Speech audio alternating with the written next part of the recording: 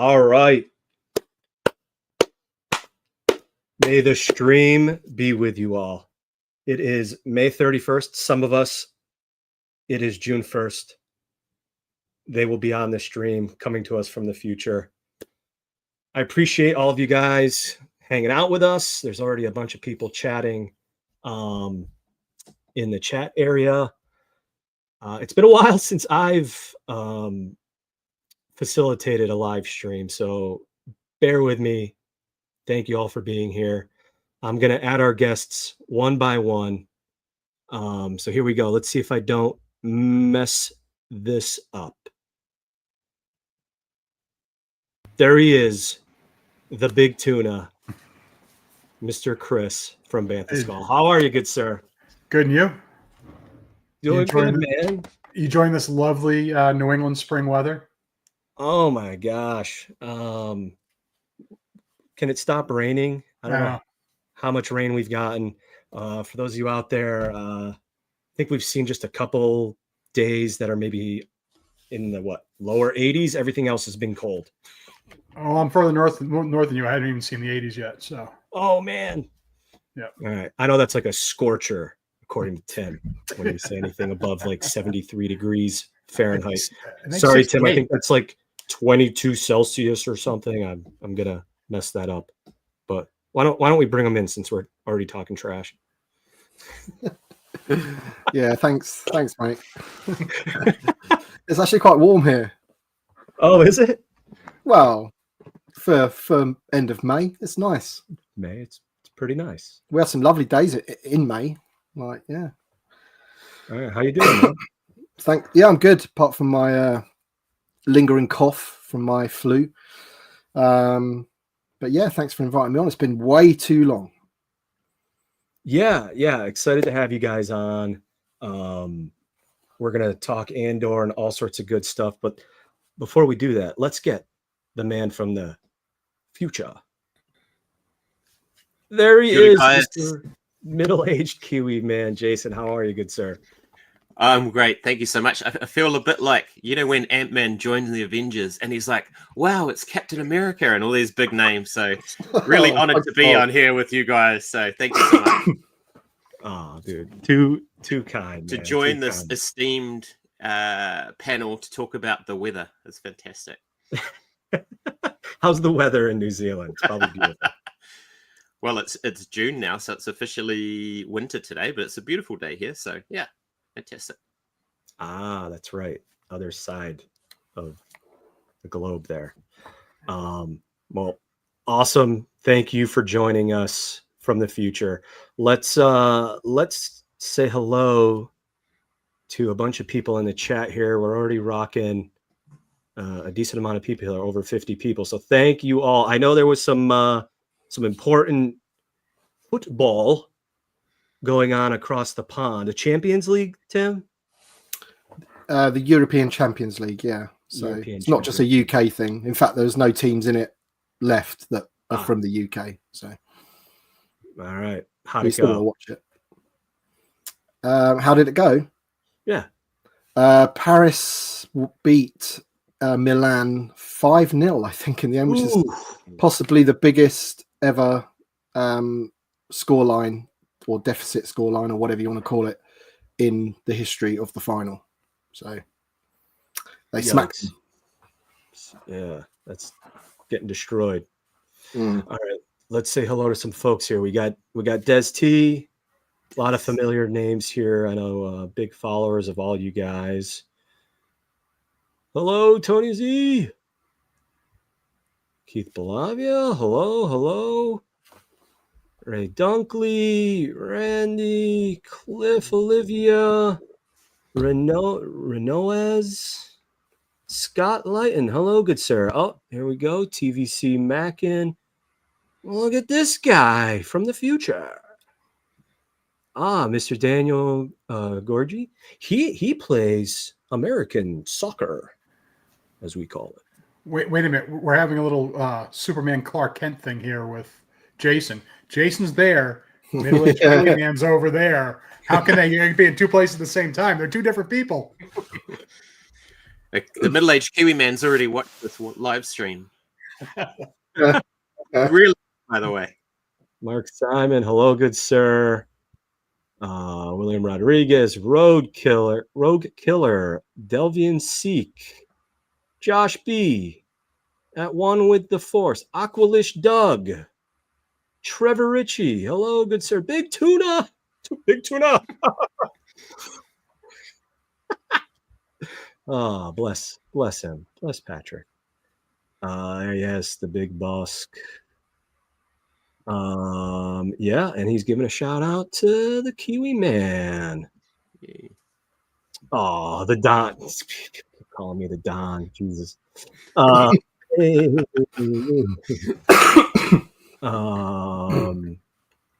right, who else we got here? Mouse Cantaloupe. Is that who? I don't know if that's Emily's house or family, but hello there. Thank you for joining us. Go to Tim Petticini. Oh, and there she is. We're not worthy. Thank you for hanging out with us. All right. I hope she's wearing her hat that looks like this. Oh. Did she receive something in Japan, perhaps? She did, indeed. There's only 10 of these in existence in the world. Wow. 5 of them are in my garage, and Emily. she better get a star case for that. Chris, send her one, please. There's no, just like the 7x9 cards, there's no star case for Middle Aged Kiwi Man trucker caps or whatever that was. That's awesome. That stings. All right, Daniel Chart. Hello, good sir. Oh, look at that. Yeah, it's in mint condition. C9.5 plus. All right, cool. All right, well, hello, everyone. Thanks again for joining. All right, I'm going to attempt to present. Bear with me. I am sorry. All right. Image share screen. Okay. I'm working it. Here we go. All right. Yes. Look at that. Spared no expense today, guys. All right. So Andor season 2 concluded. I believe we were all big fans of it. In its entirety, yes.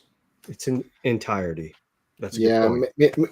Me and Chris were disagreeing at the start, but he came around to my way of thinking. I figured I would come around. As I said, the first half of the season was your vegetables. The second half was the entree proper. Once you ate your vegetables, you get into the meat and potatoes, and it was really good. Yeah. And season 1 was a bit similar, wasn't it? Similar, yeah. Yeah.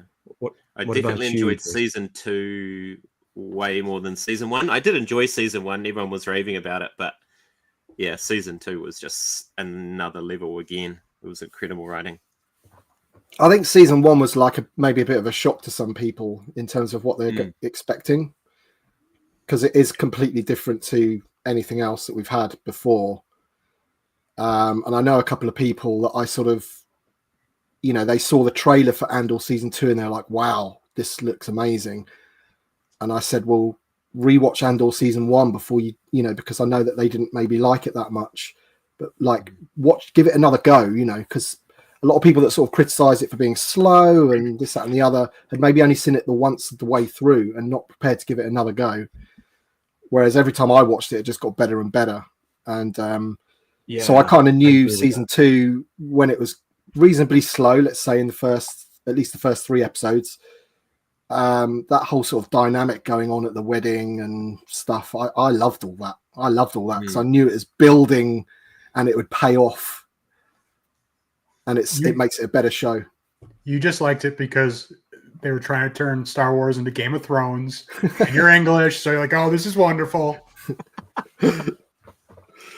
I could see that point that it was, quite HBO-ish, if you like. Yeah. But I don't know. It's like someone said to me, or I read in a comment somewhere. They said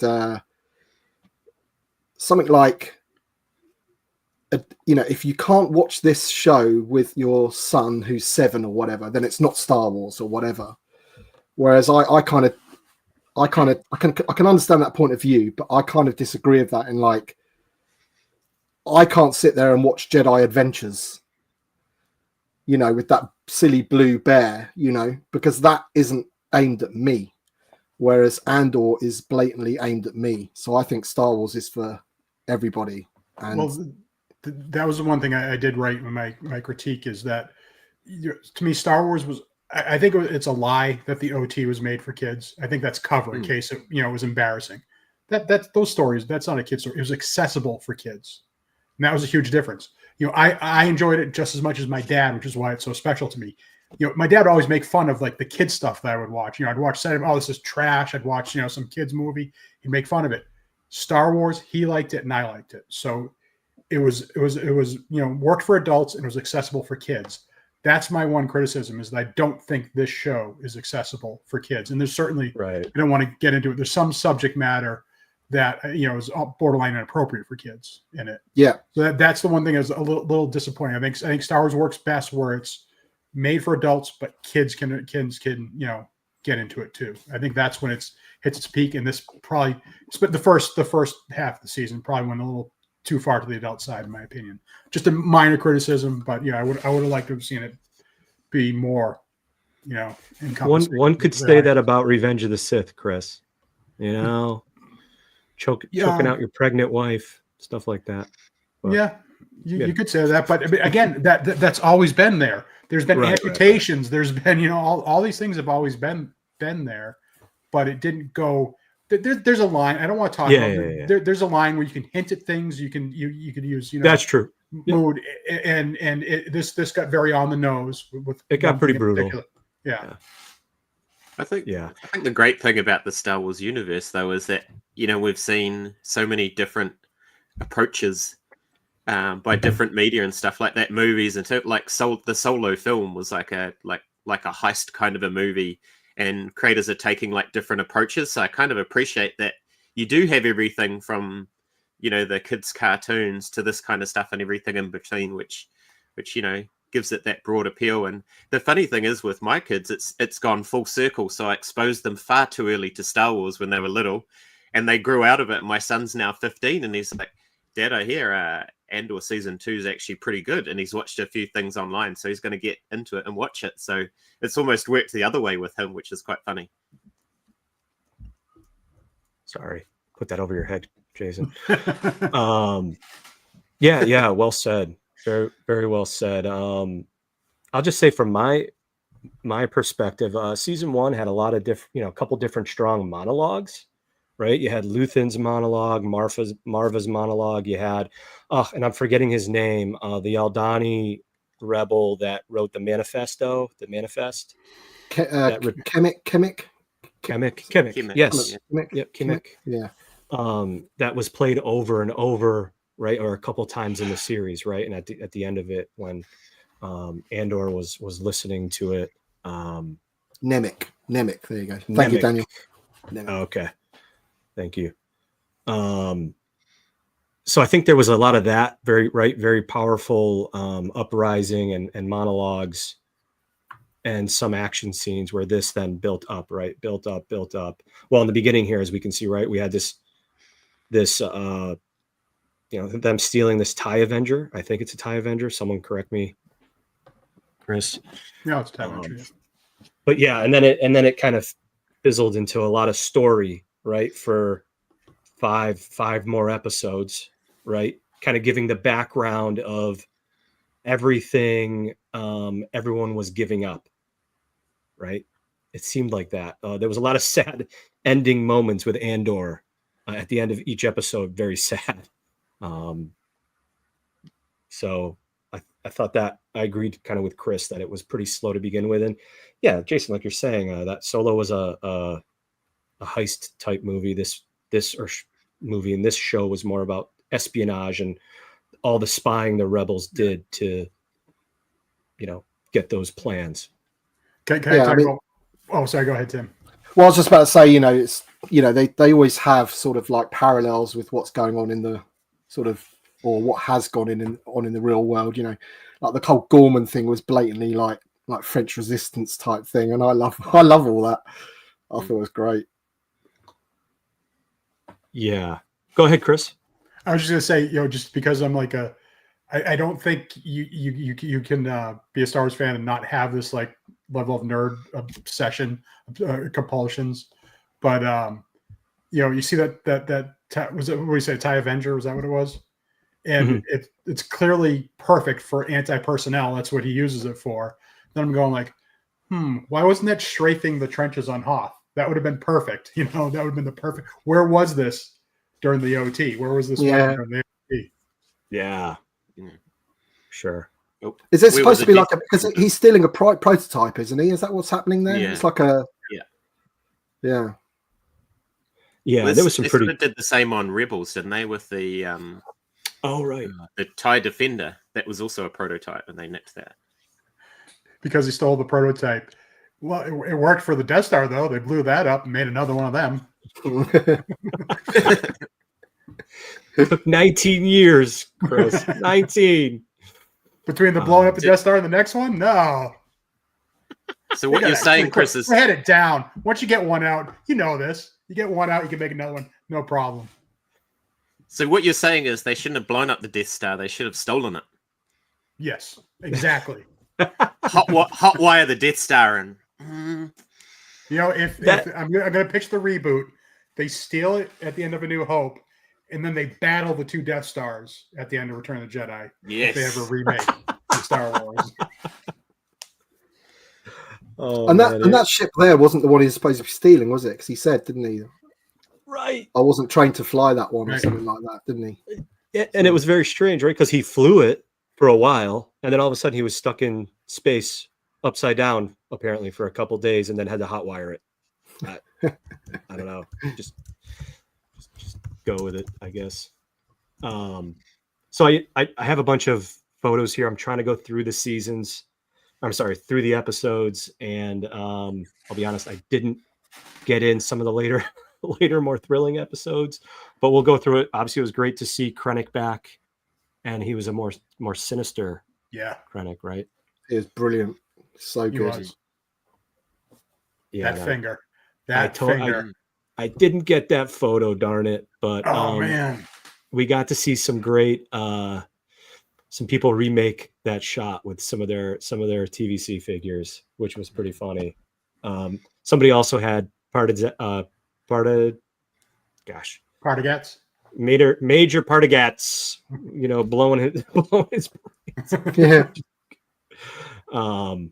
Some people even commented, Corey from the Facebook group commented, he noticed that they might have like messed around with Krennic's voice during the interrogation, almost sounded more grovelly and like lower. I don't know if you guys agree, going back, maybe check it out, but I thought it was pretty interesting. We had this weird love affair during the show. Turn off the lights.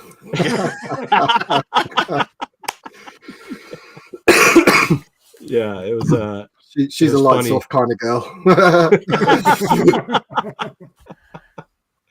I forget the actor's name that played Cyril, but he was talking about how they would have constant conversations on like how weird they could make themselves be, so the whole interaction with Edie Karn there, right? She was basically telling her, I'm going to give you options, but they're not really options. This is obviously some of the stuff Tuna was talking about. Porte. Forte. Yeah, right. And this is kind of showing the different sides of the rebels, right? You had how Mon Mothma, it seemed, wanted to handle things, right? Then you had Luthen and Clea, their own kind of separate grouping, right? They didn't really follow along with everything going on in Yavin. And then you had obviously Saw Gerrera and his Extreme Rebels. So And, poor Tim, and you had those idiots in the forest. Oh, I did not put that in here, but one of those idiots is Tony Gilroy's son, which is pretty funny. He said something about them like squabbling at dinner about Star Wars, and he was like, "I got to put these two idiots in this." So funny. But yeah, and then like this kind of catapulted Mon to realize how extreme or real things were getting, and how this could be her last hurrah. What did Luthen say to her? Something like, "How nice for you," or something like that. Yeah, how pleasant. Yeah. I don't think I know what you mean. Yeah. How nice for you. Yeah. Yes. Yeah. And then Tim's favorite scene, because I know Tim loves a rave. Just a Mon Mothma. We got to get a Mon Mothma rave. There we go. Just Luthen, man. What a character! Like, how well written was that? I mean, just like prepared to do anything. So good for the cause. You know, everything's on the line, sort of thing. Ultimate sacrifice. Like, I'm not so sure good. how much perfect I have left or something. He says at one point, right? Like he's run out. He's run out of luck. My favorite part about that character is just how much he mattered to Cassian. You know, he's just like, we are here because of him, and he was not going to let that be forgotten. I thought that was just awesome eulogy for a great character. Yeah, it seemed like a common thing with him and Claire, right? This kind of unconditional love for the guy, like a love and hate, but more love than anything. Yeah. Amazing what they did with Claire as well for the second. I mean, she was good in the first season, but they fleshed her out big time in the second season. She was probably the best thing about it, maybe. I think she's so good. Oh, wow. I didn't realize that he had suffered a stroke. Yeah, he actually had, I read that he had an earpiece in for the monologue in season 1 because he said it was so well written, he didn't want to botch it. So he was getting, because of the stroke, he didn't know if he could remember the lines, and they were feeding him the lines for that monologue. Oh, wow. Which is to me utterly incredible. If somebody could do, if that's true, that somebody could hear the line in his ear and then recite it so perfectly the way he did. Wow. Part of me wanted to see a lot more like Rebel and Extreme Rebel skirmishes and fighting, but then you have to remind yourself, right? This is all about the espionage and the spying, and so this was a bit of a tease. That part, what are they? The partisans. That scene with Wilmon, and then they get betrayed, and all the ships take off, and it's all like one shot from the cave, and then you're like behind the X-wing and go, oh man, I just love that to bits, and that end monologue by Saw is just, that is my favorite bit of the whole season. I just love that so much. You're right here. You're right here. That part of this? Oh, well, I mean the whole bit, but remember this. Remember this moment. This perfect night. You think I'm crazy? Yes, I am. There you go. Revolution is not for the sane. Look at us. Unloved, hunted, cannon fodder. We'll all be dead before the Republic is back, and yet, here we are. Where are you, boy? You're here. You're not with Luthen. You're here. You're right here. And you're ready to fight. With a Rido, kid. With a fuel. With a thing that explodes if there's too much friction in the air. Let it in, boy. It's freedom calling. Let it in. Let it run. Let it run wild.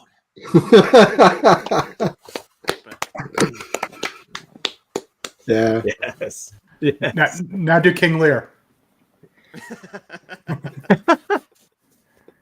Oh man, he's sniffing a little too much of that. What was it? Not right. Was it Rhydonium? What was it? Yeah. Rido. Yeah. Yeah. That's what my Mothma was on when she's raving. Everyone was in the air and just getting pumped into place. She was on that hardcore Chandrillan bubbly, I think. Oh, that scene there, Krennic and Claire there, where she's like her hands bleeding and stuff, and she's like, it's stuck, and Yeah, she's like basically bossing him bullying. around. She's bullying. Is it Nonny? Is that his name? Yep, She's Lonnie. basically- Lonnie. She's like bullying him, because he's obviously crapping his pants, What I loved about Krennic in this is he was kind of chumped up in Rogue One. Vader like tossed him around. Of course, Vader tosses everybody around, but and Tarkin, pushed him down. But he was so menacing in this, and even in this scene, he was so perfectly menacing that to me he just rises now right up to the top of Star Wars villainy after Andor season 2. Absolutely. Yeah, caught a nice screenshot, right? Talking to her. I think he was mocking her, right, about rebels and rebellion and stuff like that at this point. Yeah, great stuff. Very, very tension moment. Oh. Tuna. Everybody's army building KX security droids now, right? I know I am. He had that 15% off. I grabbed some. I love that. Is that K2? I don't know, but yeah, one of the things that I was like, if you were on the comments of Bantha Skull, we were talking about this in real time, and I made I didn't, I made it perfectly clear that, like, how kind of off-putting I found like the first 3 episodes, just as far as not giving me that Star Wars vibes, and I don't think people understood that. I don't need action. I don't need I just need some visuals that just like really ground me in Star Wars. One thing hear people say, like now, the OT, the Star Wars, A New Hope is kind of slow. But what you don't understand is that from a movie standpoint in 1977, 78, we had never seen this stuff before, ever in a movie. So just like the scenery, it could be slow. You just let it breathe because you were seeing these things for the first time. So I don't need these great action pieces. I just need things that just like visually compel me.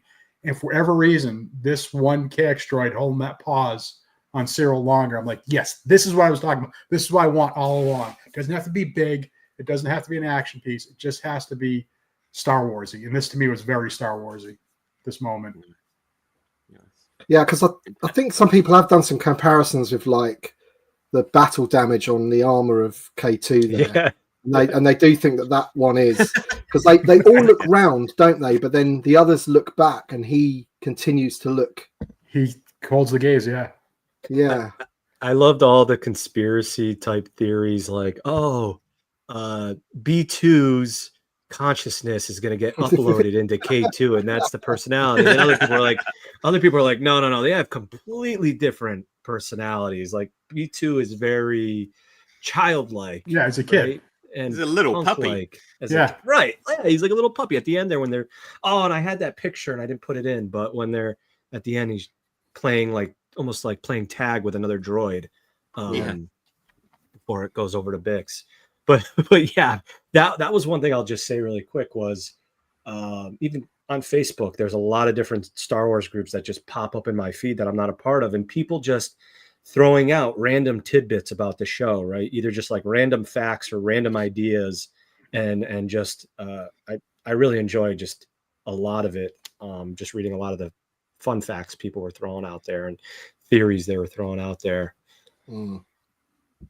Just back to Chris's point about it being Star Warsy as well, and even just that in that Gorman scene when the stormtroopers arrive and all they're doing is they're standing on the steps, but like the intimidation factor is something you don't normally see with those basic stormtroopers, which was cool.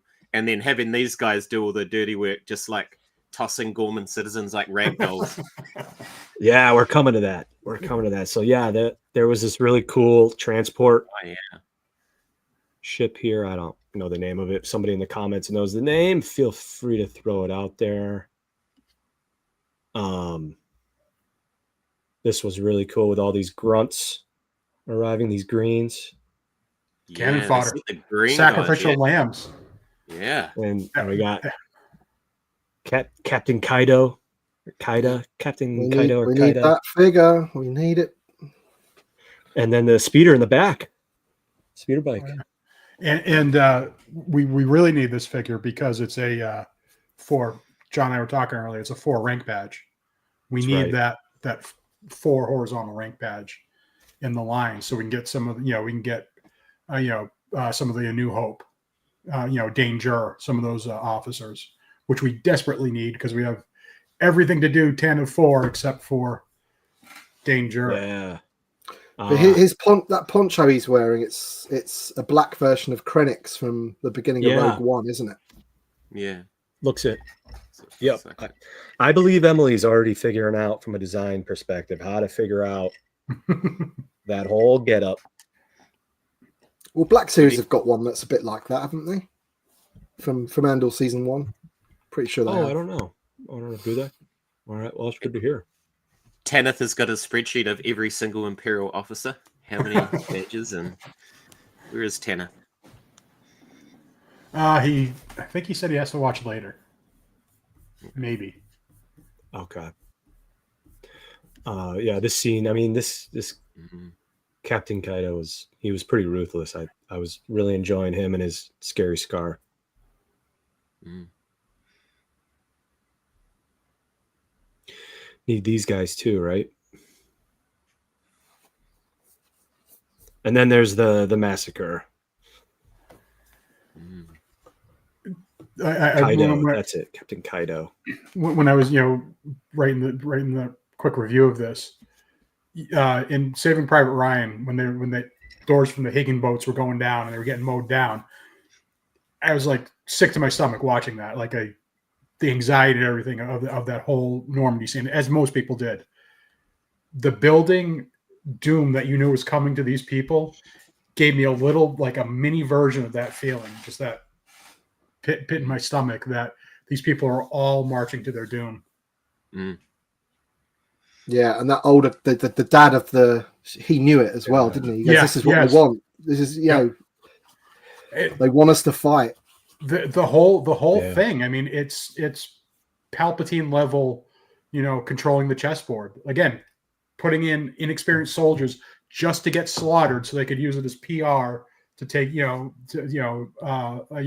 propaganda campaign against the Gormans. There's just Palpatine level stuff going on. And the sniper actually shoots one of their own guys, doesn't it? Rather than shooting a civilian, they shoot one of their own guys. So then it looks like the Gormans started the attack. Yeah.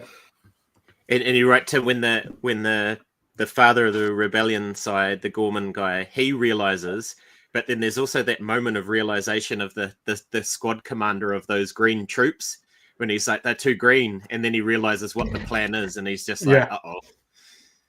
That was pretty chilling. They show him dead laying there with his grunts at one point too. Mm. Yeah.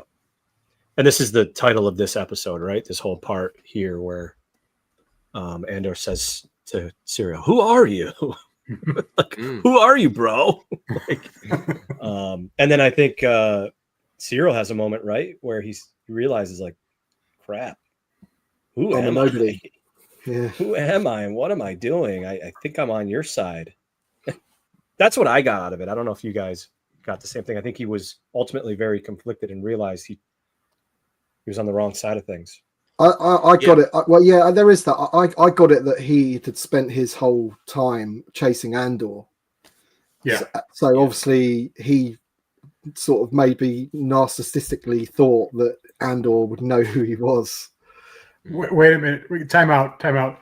John, look at the lip. Yeah. Apparently Brett, couldn't be here for this live stream because he was going to the spa to get his nails done, but he can come in here and troll us. Yeah, Brett. Hey, we got another seat available. Yeah. Get your computer and your headphones ready. Come on. Yeah, I think the agenda to talk about sandcrawlers if Brett's coming on. That was also a theme of this season, right? People that became too obsessed with one thing, right? You had Deidre obsessed with finding access. Luthen, I'm like forgetting everything. Luthen, what the heck was he? well, anyways, I think there was a bunch of different people who were obsessed with a certain directive that it got the better of them. So, his obsession with Andor, so on. It's all right. There you go. There's your scene there where the Gorman father there, his daughter gets tossed like a rag doll.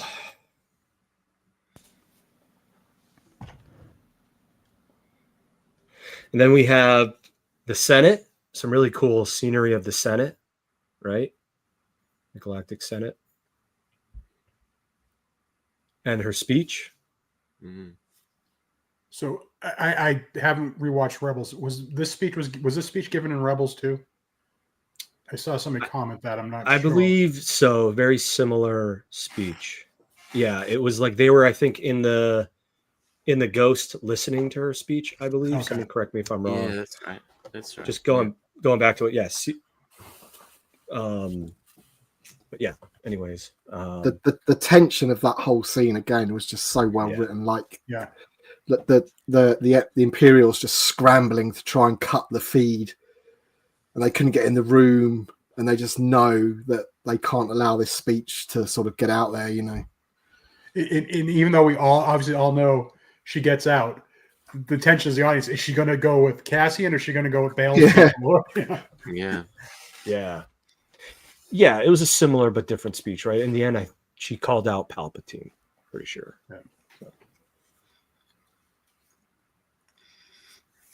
And when her driver comes and she knows the driver's a spy, but it almost looks like her speech has changed him, you know, in the sentence. He's like, I got to go get her. And then, sorry, mate, too late. Yeah, good. What's his name? What's his name? Cassian calls him out by name. Hey! Yeah. They nod to it in the show saying that another transport is going to pick them up and give another speech, but I think that was meant to be a different version of the speech. Okay. And then the end of this episode is when they boot up K2. He says something like, what? Did I do something to offend you? Or something? What does he say? Yeah. I thought we were going to see him a lot sooner. I just want to say one thing about him, though, when you were talking about his personality. He's such a sarcastic dick. I'm a little offended he doesn't have a Boston accent. He should have a Boston accent and not a British accent. Yeah. It's a great personality. He's probably my favorite droid personality. Him and R2 have a very right. Could it be similar, but a bit of an attitude? Yeah. Who's your first favorite, Tuna? Oh, EV99. All the way. Love it. I'll keep it kid friendly. I won't say what she kind of parallels to in real life.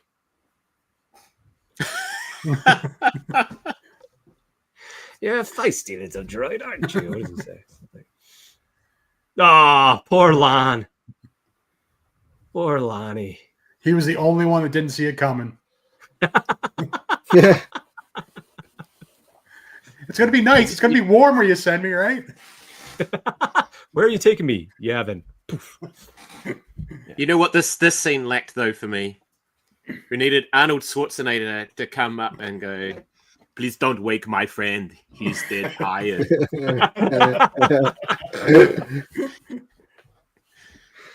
Poor Lonnie. No. That's the thing. Like Luthen, he's not like an evil person. He doesn't want to do it. Right. He just knows he has to. So. Right. Yep. Same thing with Tay, right? Got to do it. Yeah.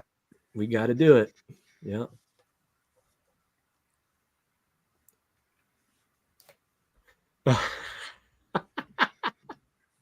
That's what I was laughing at. Oh man! And this dialogue in this scene, like at the beginning when they're sort of talking of each other, like there's two fake things in the room and all that. It's just So good. Yeah, a lot of I think people were why how did he not have an exit strategy, and all this stuff about this whole setup here and how he should have had a better plan, and this didn't make a whole lot of sense. But Well, he didn't have the time, did he? I think because he wasn't. He was expecting her or someone. I think but just not that quick. I don't think so. He was in the middle of doing it, wasn't he? And then the knock was at the door, and it's because of her wanting to have the her ego to want to sort of not do it properly and get the backup and everything, and and just turn up by herself. Plus, calling back to his monologue in season 1. Exactly. He was never going to escape. Right. Where was I'm going to burn myself for somebody else's future. He knew. Right. Yeah. This is where it was ending. Yeah. 100% Even what I was about to say. Yeah, fits perfectly with his monologue in season 1. And he told Clea, no, I'll go back, because he probably potentially knew this could be it. Yeah. You need to go. I'll take the sacrifice if things hit the fan really quick. There's John. We've talked about it. There's some screenwriter said that whenever there's dialogue between two characters, they should be challenging each other. Like every word of dialogue should be challenging the other person. That scene should be taught in film writing, because everything they were probing each other the entire time. Perfect. Yeah, where she kind of played with him like, oh, now I don't know if what I'm going to show you is good enough, and he's like, come on. Oh, come on, Joe. Yeah, good stuff. Great stuff. And then we had the flashbacks. And Chris, you had the same when you said this to me. Did. What did this clip right here when Luthen opened the vent kind of, or the cubby or vent shaft, and open it and see her, what did that remind you guys of? Aliens? Yep. Yes. Newton aliens. Newt, yeah. Yeah. Had to have been an homage to that. Yeah. Or how do you say it? I'm sorry. Homage? I forgot how you say it. Homage. He's got to add an I in there somewhere. I knew the dig was coming at some point. A U somewhere in the middle. I don't know. The dig. You're telling us we say it wrong all the time. Just giving it back a little bit. Oh, I didn't get the other. I think I messed up one photo here. Don't pay attention to that. I didn't get the scene right where they blew up the Imperial troops and transports on the bridge. That was Naboo. Yeah. Naboo, yeah. So I think that was like their first act of terrorism, if you like. And obviously doing it on Palpatine's home planet. And Palpatine's sending a message right from the start. And that was a very challenging dialogue back and forth, right? Because she wanted to do it. And then he was going to let her do it. And then he kind of pulled a psych and then did it. But he was teaching her, wasn't he? Because she wanted a watch. And that might have given it away, So right. He said, don't look. Yeah. Because they've got to look, they've got to act like they're just there, Right. Be as sort of surprised and shocked as everyone else. Just all those details, right? It's just unbelievable. All right, we didn't see that. Then it goes to Clea has got to do something she obviously doesn't want to do, but she's got to make sure, Luthen doesn't leak any of those or get tortured and leak any details that the rebels know. John, you remember when we were talking about this and I said, they would have had this much more locked down. It wouldn't be this easy for her to walk in. I should know this writing is so good. I should know not to find plot holes where they're not. They didn't have the security because of Partagaz faking the prisoner with the disease. So the security was spread out because of that fake. Yeah. That's why it was so easy for her to get in there. They say it, don't they? Yeah. They said, all the troops are out, doing that. Good call. And Lonnie. And her diversion as well that she set off Yep. to distract the other one. So it was really, really well done. Yeah. The divergent and weren't they going to? Oh, and they were taking Dedra to Krennic. Right, they had arrested her. That diversion was as good as Padme going, look, in the Geonosis arena, and all the battle droids stop. If they had just fired like they were supposed to, entire story over. So I fast forwarded a bit, but then there's this whole pretty tense scene, right? Where they're trying to find those rebels, right? Because they had they figured out they're using the old communication devices, right? Yeah. Tuck in, sir. We've got this.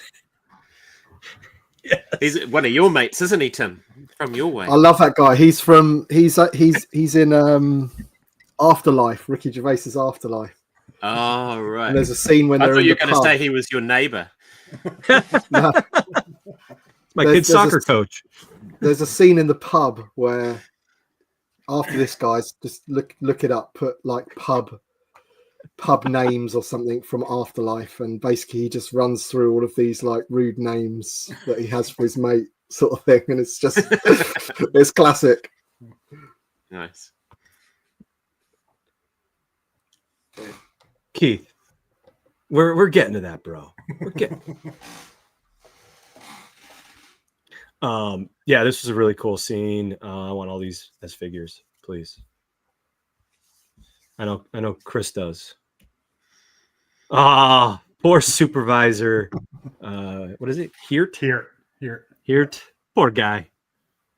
He almost looks like Sam Witwer there for a second, but he gets used as a ragdoll here by Mr. K2. It just shows how ineffective the Stormtrooper armor is too. Look at that. 3 blast shots right. It's almost like what's the point? Sergeant Meat Shield. Love it. Tim, the point is so you'd be as visible as possible on Endor. That's the point of the armor. It's anti-camouflage. There they are, right there. He's just become a Terminator. Cybernetic organism surrounded by living tissue. Is that a plasma rifle in the 40-watt range? Hey, just what we have in stock, guy. And we got the end scene here, right? They're training rebel troopers. Melshi's training rebel troopers, and Andor's going off. And I missed the part where he was watering his plants, right? Another little homage to Marva, right? She used to water her plants, go on a mission, come back. That was some nice. I missed that, yeah. I'll tell you all this stuff I was reading up. I was like, man, it's people.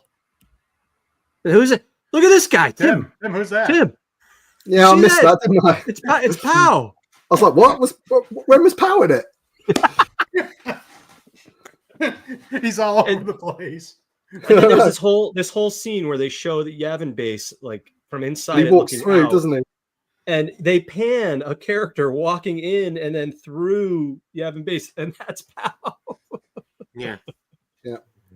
Another one we need as a figure. And then the end there with Bix and little Andor Jr. Yeah. So good stuff. Great stuff. And like I said, that ending is just there's so much gut wrenching in this. But that ending, knowing that you're literally seeing Cassian go to there was the Ring of Kafrene. Is that if I'm pronouncing it correctly? Yeah, Kafrene. Which inexorably starts the process to his death. So at the end of this show, you're seeing him leave to a series of events that culminates with his death. Meaning he never sees Bix again. He never sees his child. B2 never gets to see him again. It's just all these things are gut wrenching when you think about it for a second. Mm. And again, Daedra just to me is to me that's the star character of the show for me. Just the way she gets so chewed up by her own ambition. And Emily, I know it's not your fault, not your design, but it's a shame we don't have a proper figure of Daedra with Dedra. proper Daedra. Yeah, and I missed that ending clip of her in one of the same prison type outfits and prisons that Cassie Yeah. and Melshi and all them Sobbing. were in, where the lights go out and she just breaks down. On program. That one. There's only one way out. Oh, look, another guy from New Zealand waking up. There you go, Dion. There you go, from the Kia future. ora, Dion.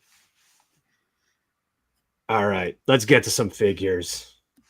I made a bunch of card backs. I'm not saying these should be made. Some of them, yes. Some of them, no.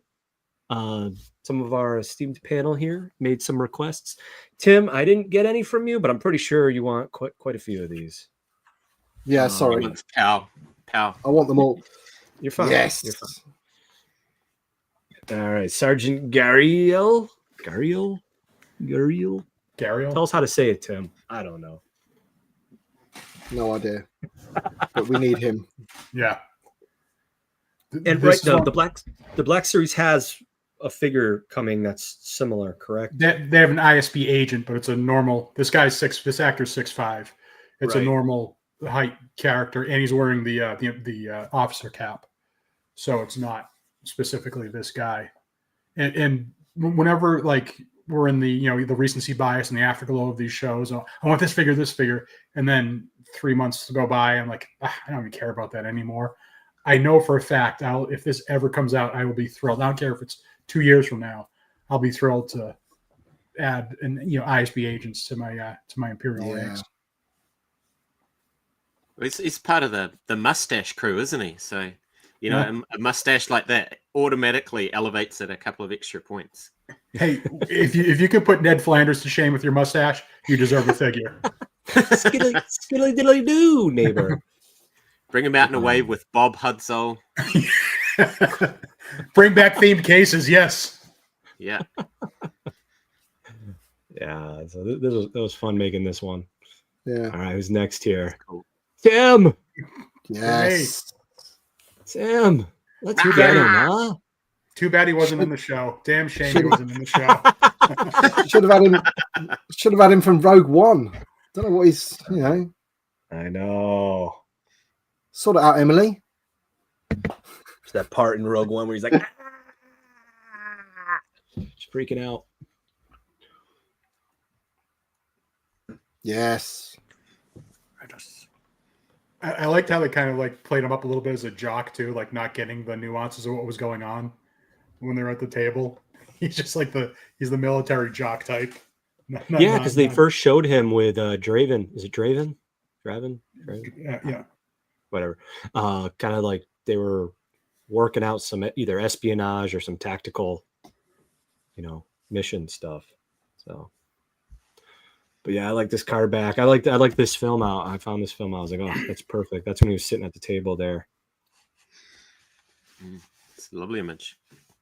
There you go, And Mr. If we can back up 1 second, and if we could finally get a Mon Calamari with ankles, that would be awesome. Ankles, yes, please. Side hinge wrists. We'll talk about that later. Mothma. There she is, Mon Mothma. Didn't get the rave film out. The I'm just gonna get wasted, blackout, drunk. Mon Mothma. Didn't get that one. Jason, is this the one you wanted? Yeah, honestly, there's so many different outfits she has in the show, isn't there? So it's incredible. But this one is a classic one for the Rebel. But yeah, I'd love to get the rave one, maybe a deluxe with a little music bass. Like we got the Cantina band. Come with one of those Tim's comp rave chips. music. Disco ball. The rave disco ball. Disco ball, yeah. And maybe she comes with as many cups as the Cantina of that. Whoa. Love Chandrillin wine. Chandrilla. There was a really funny part where Hirt and Lonnie, like Hirt was like talking up the drinks. We'll never experience this again, right? And he's having a couple of those drinks. There's a lot of different cocktail, glasses and drinks shown throughout the show. And I Oh, and I didn't include that in one of the photos, but we'll get to that one. John, can you bring up Dave Rubin's comment? Oh yes. Ooh. And then I know Evolutions is kind of gone, but special action figure set, then they could be parted out to be single carded. That'd be pretty sweet. Yeah, I like it. Rave, Mon Mothma, or we riot. Yeah, I like your thought, Jason. We'll get a Comtech chip with that music in Comtech. it. Bring back Comtech. Yeah. I don't know if the kids today can handle audio of that such high fidelity as the Comtech chip. It would blow their minds. And you've got to get a different actor to say the lines as well. Yeah. In a completely different. The Republic is not what it once was. Here we go. Benjamin Bratt as Senator Bail Organa. I thought he was great. I did too. It Fantastic. was fantastic. Yeah, what did you think of his performance, Tim? Yeah, I thought it was all right. You know, at the very first time you see him, you obviously notice there's a difference, but then that soon disappears quite quickly, I think. Chris, I know you spoke to me a little bit about that. You enjoyed this version and this different version, right? From a more of the Andor verse Star Wars. He seemed more confident in control than the Jimmy Smits version to me. Of course, like I told you, I might be clouded because the indelible image in my mind is Bale running from the 501st, cowering in the seat and driving away. So that's probably how I view the Jimmy Smits version of Bale, and the Benjamin Bratt version was just so much more confident and in control that I appreciated it. Sir, it's time for you to leave. And so it is.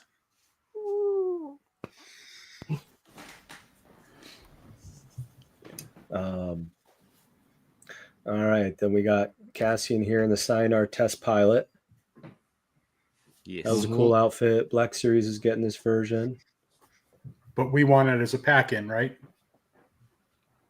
Right, pack-in with the TIE Avenger prototype. Yeah. I even like that little droid. Sorry, I didn't say that on the chat, but the little droid in the hangar. Oh, that was cool. Yeah. And he blew away. Yeah.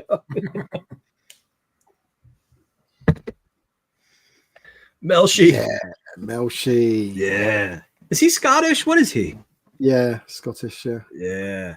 Bruce Scott Melshi. I'm a big fan Master of him. Switch. What am I looking for? Yeah. I didn't capture A Master Switch. I just told you.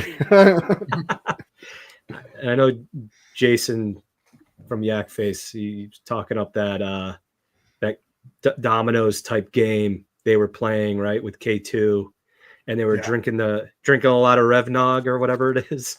More cups, Jason. And there was that whole back and forth, right, where K2 was just not understanding human behavior, and then Cassian telling him, Melshi, careful, he's trying to droid you. Man, that was some great dialogue. But yeah, this is that clip, right, where the ISB troopers are right there, and he gets kind of taken off guard. So it'd be great to get him. Mm. If we're going to get the ISB agents, you do need this outfit for that if you're going to recreate that hallway scene, don't you? Yeah, I feel like there's so many options with the lower body to repurpose for other rebels and rebel commando type characters, right? Is at that point in the show, is Cassian wearing what he wore in season 1 of? Did he have like his long red jacket on at that point? I can't remember. He had that on in this scene. Yeah. He had the long jacket on, or some similar type long jacket. Yeah, but then later on, it's the picture I had before of like the shorter jacket. And Yeah, the black. That's the Rogue One. the, Yeah. the Rogue One look. Yeah. I don't know if this is the Clea we want, but I did love this scene. So I thought we had to throw in a Clea card because, again, this was her, forget her name, but her first actual like real acting performance, and she knocked it out of the park. Great. Pat the Shark is here, all the way from Australia. My neighbor. Oh, there he is. It is commando gear from Rogue One. Yeah.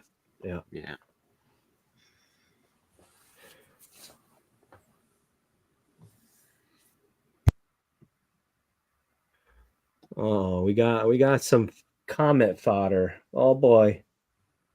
We gotta have Saw, right? We gotta get some Saw love. I'd love to have the version from Rogue One, but this version was pretty cool too before he became more machine than man. So seeing as we've got Emily on here, I'm going to make my pitch for the Saw Gerrera figure, and it is I'm sorry, a deluxe, but I want a swappable lower leg, because in Andor season 2 he's got his full legs, and in Rogue One he's got his mechanical leg, and swappable heads as well. In Rogue One he's got the bald look and he's got the grey crazy look. Right. Yeah. When he finds her, right? When he finds her as a kid, he's got the shaved head look, and then later on, yep, good stuff. And a Comtech chip, of course.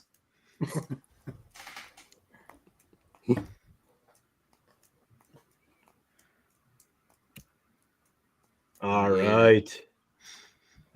Had to include him. I mean, I know he does really well in our fan polls. Yeah. Big time. Agreed. Get some two tubes love. Yeah, was it? I think if I was to pick one thing that I was disappointed about the series, that we didn't get a little bit more of those two guys. But put them in a box like that. Bring them out together. because the obviously they say about Jeddah, and they say, oh, there's a Imperial whatever they're called above Jeddah, blah blah blah blah blah. And in Rogue One, there's like a crashed X-wing, isn't there? That crashed X-wing is one of Saw's, because if you look closely, it's the partisan colors. It's black and white, or black and grey, or whatever. So it would have been pretty cool if you'd seen a little bit of that, maybe. I don't know. Yeah. I was gutted when they said Gold Squadron was bringing in Mon Mothma and we didn't get to see a Y-wing. Again, I'm simple. I don't need action scenes. I just need to see a Y-wing flying. I would have been so happy. I know. Hey, nature particats. Easy one for them to do. Come on. What's the rank badge, though? I can't remember what his rank badge is. If we have that. It's all. I think it's an all blue one, isn't it? No, I'm not talking about the color, the number of squares. Oh, right. It's obviously one row. You should know these types of details, Chris. What are you doing? Nonny would be a good one as well, wouldn't it? I'm a guest. I don't have to know this stuff. I was talking about this earlier, right? Come on, Supervisor Yurt. Come on. With a swappable chest plate, with the one with the 3 poo poo poo.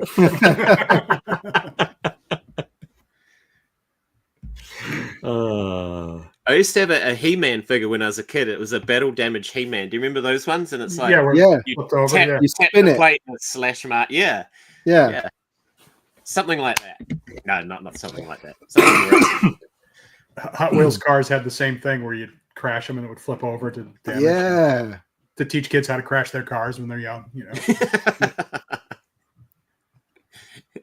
to get people excited about going into the panel beating business.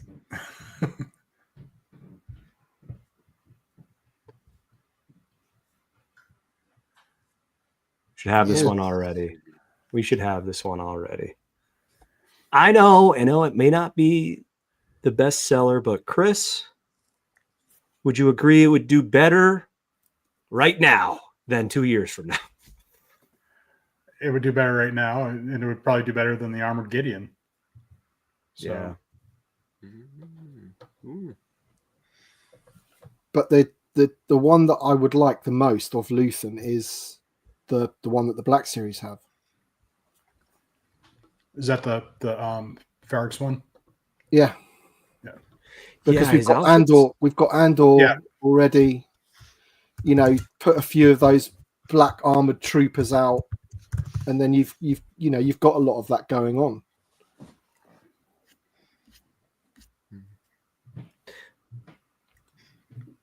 Yeah.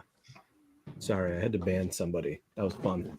Well, and Jason's got the comments spun off into Masters of the Universe now. This is going to hell in a Sorry. handbasket. I'm not even into. I'm really sorry. I just had that one He-Man figure when I was a kid. Yeah, we need Luthen. Come on. Lonnie! Rebel Lonnie! Lonnie, yeah. I was trying to find a good Lo- picture of when he was shot and dead, but I couldn't find a very good picture to work on a film out. So I was just having fun with this one. But just giving Lonnie a little love here. I think Lonnie with a park bench. Hey, without Lonnie, we wouldn't know about the Death Star. Yeah.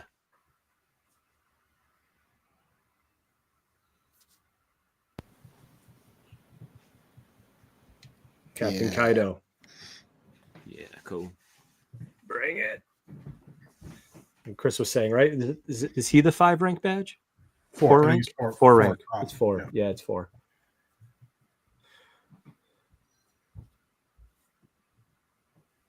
How about this one? Is that Tupac? the lady he's with there? Is that the wife of the?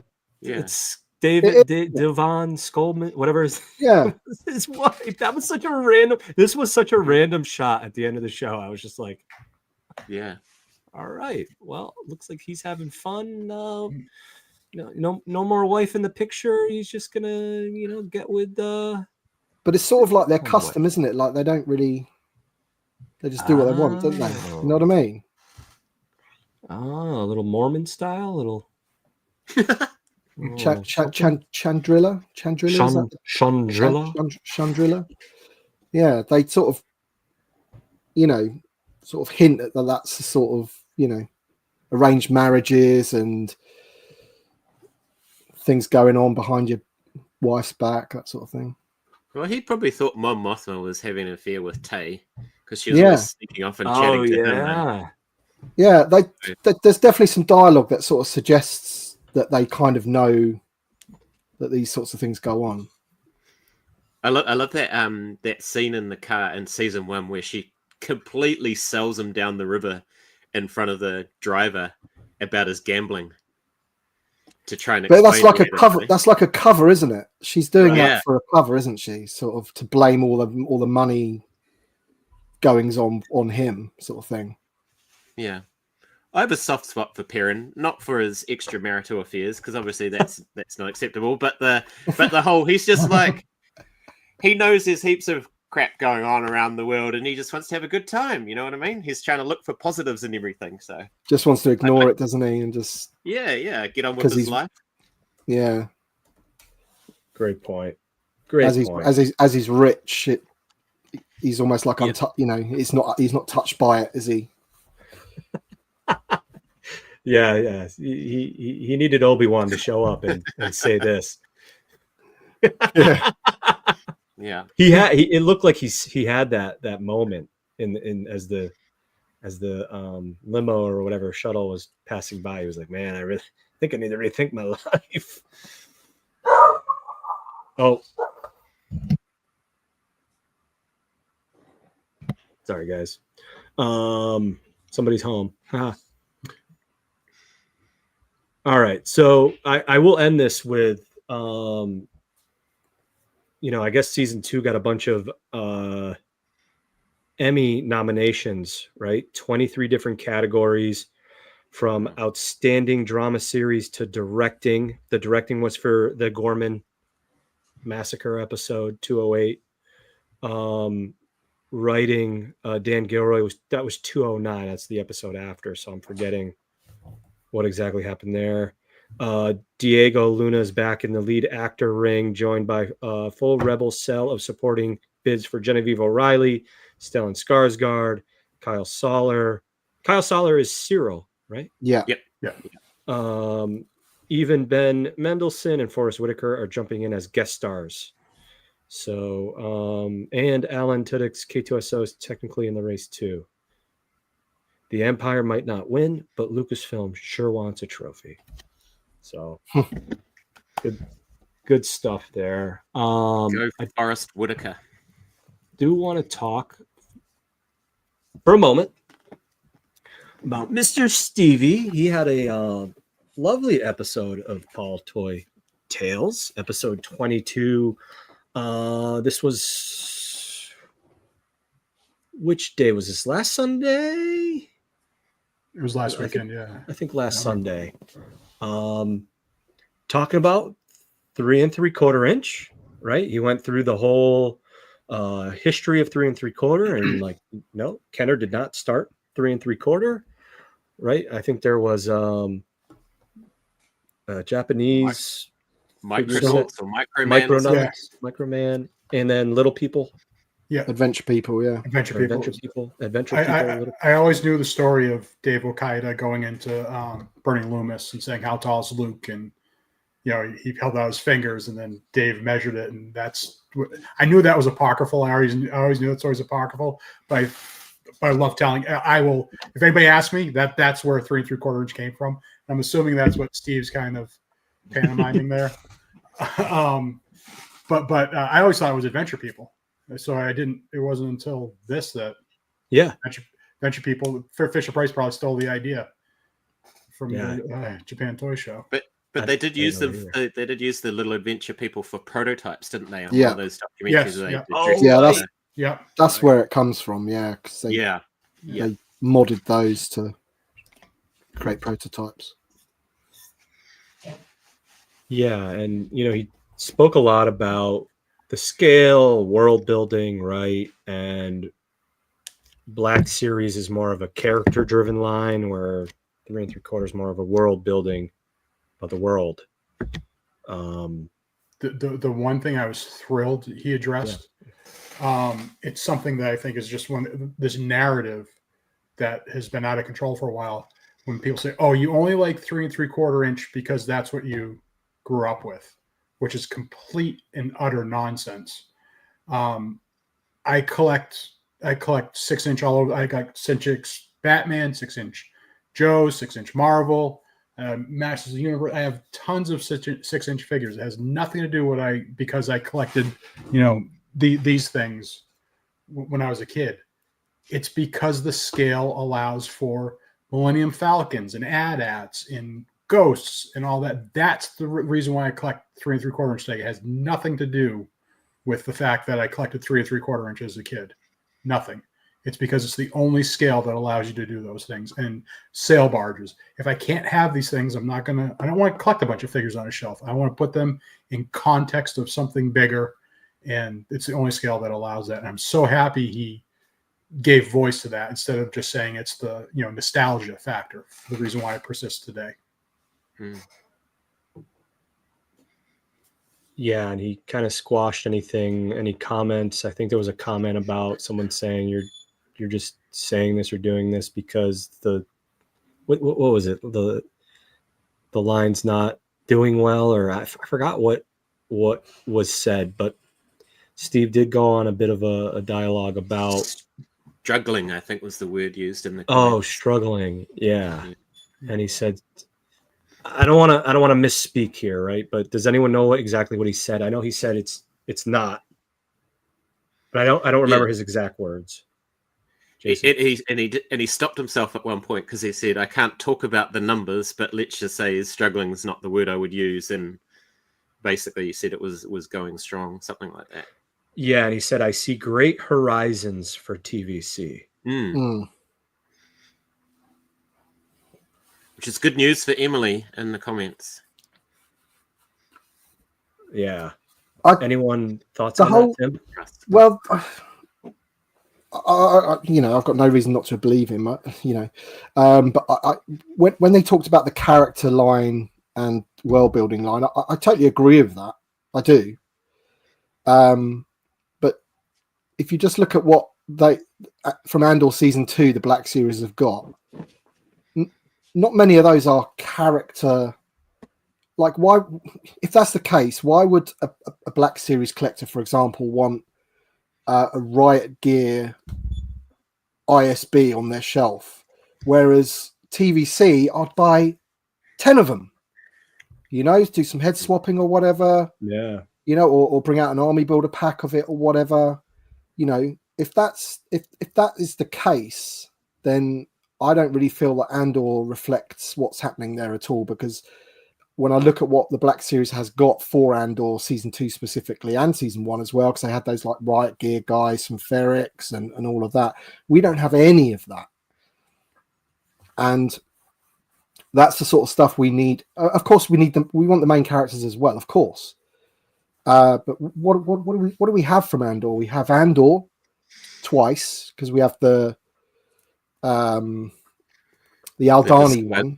So that Aldani one fits in with the Vel, because they're K2SO, Deirdre. Yeah. Velsar. So it's all quite sporadically everywhere. It's not. It doesn't really sort of fit in with the narrative of world building. I can't really world build what I have from Andor at this moment in time, or Rogue One for that matter. Really, I mean, there's so much missing. So I hope they address that and just sort of understand a bit. But so for example, like, new show comes out, I can understand the Black Series. If it's a character line, they get Andor, K2SO, Luthen, Dedra, the big players. But why do they also get all of those like troop builder type characters, which is kind of what world building is for?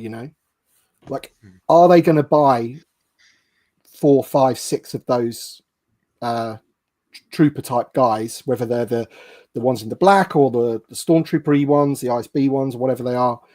Probably not, whereas we would,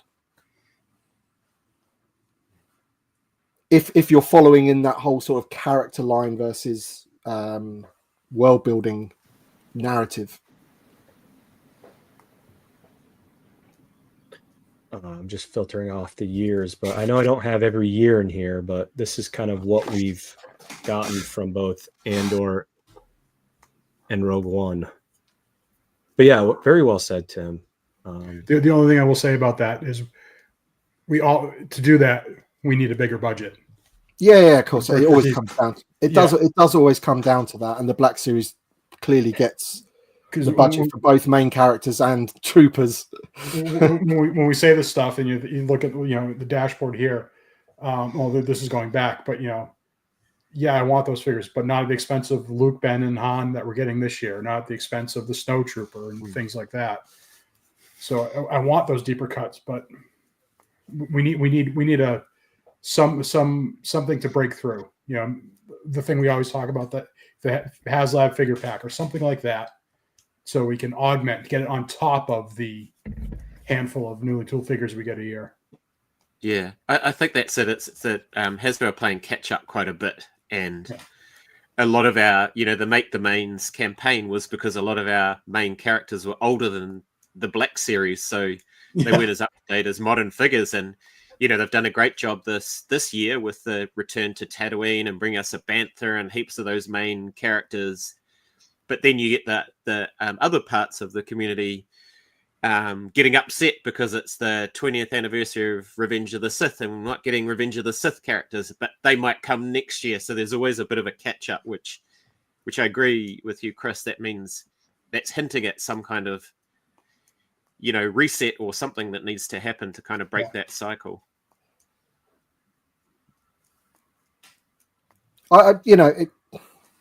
It comes down to personal preference, doesn't it? So if you look at some of the other newly tooled figures that we've had from other shows, like Acolyte, for example, that is not my favorite show, but it is going to be enjoyed by other people out there. And we actually got a reasonable showing compared to other shows that we've had, like Obi-Wan, for example, with 3 or 4 newly tooled Jedis and whatever and things like that.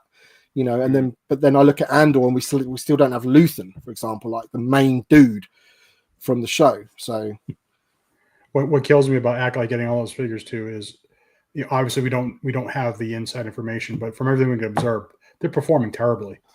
My Target got that one, the loot case, and the 2 Endears have been sitting there for over a month. And if you don't know the way Target operates over here, they basically the pegs have to go empty before they'll replenish another case. So those 2 Endars are that's it. My store's shut down probably until they clearance them out. Yeah. The May and I can't think of her sister off the top of my sorry. But Osha. Those figures right there, Chris. Yeah. Right there. So it's just, Hasbro goes all in on a new show, relatively speaking, for TVC goes all in and they don't seem to be connecting with the community. But I think that's that's the challenge, and we've talked about that before. About do you get the figures out in time for the show, or do you wait and see if the show is good and then follow with the figures? And there's risks with both approaches, and I think that's what happened here. Like in terms of the timeline and having Jedi and stuff like that is very attractive, but then the show didn't connect or it got a bad online reaction, so that hurts the sales. Yeah. Versus, your other one that you keep bringing up, the Quill, comes out 3 years after he died. Yeah. The great figure, great character, but just the timings, it's challenging.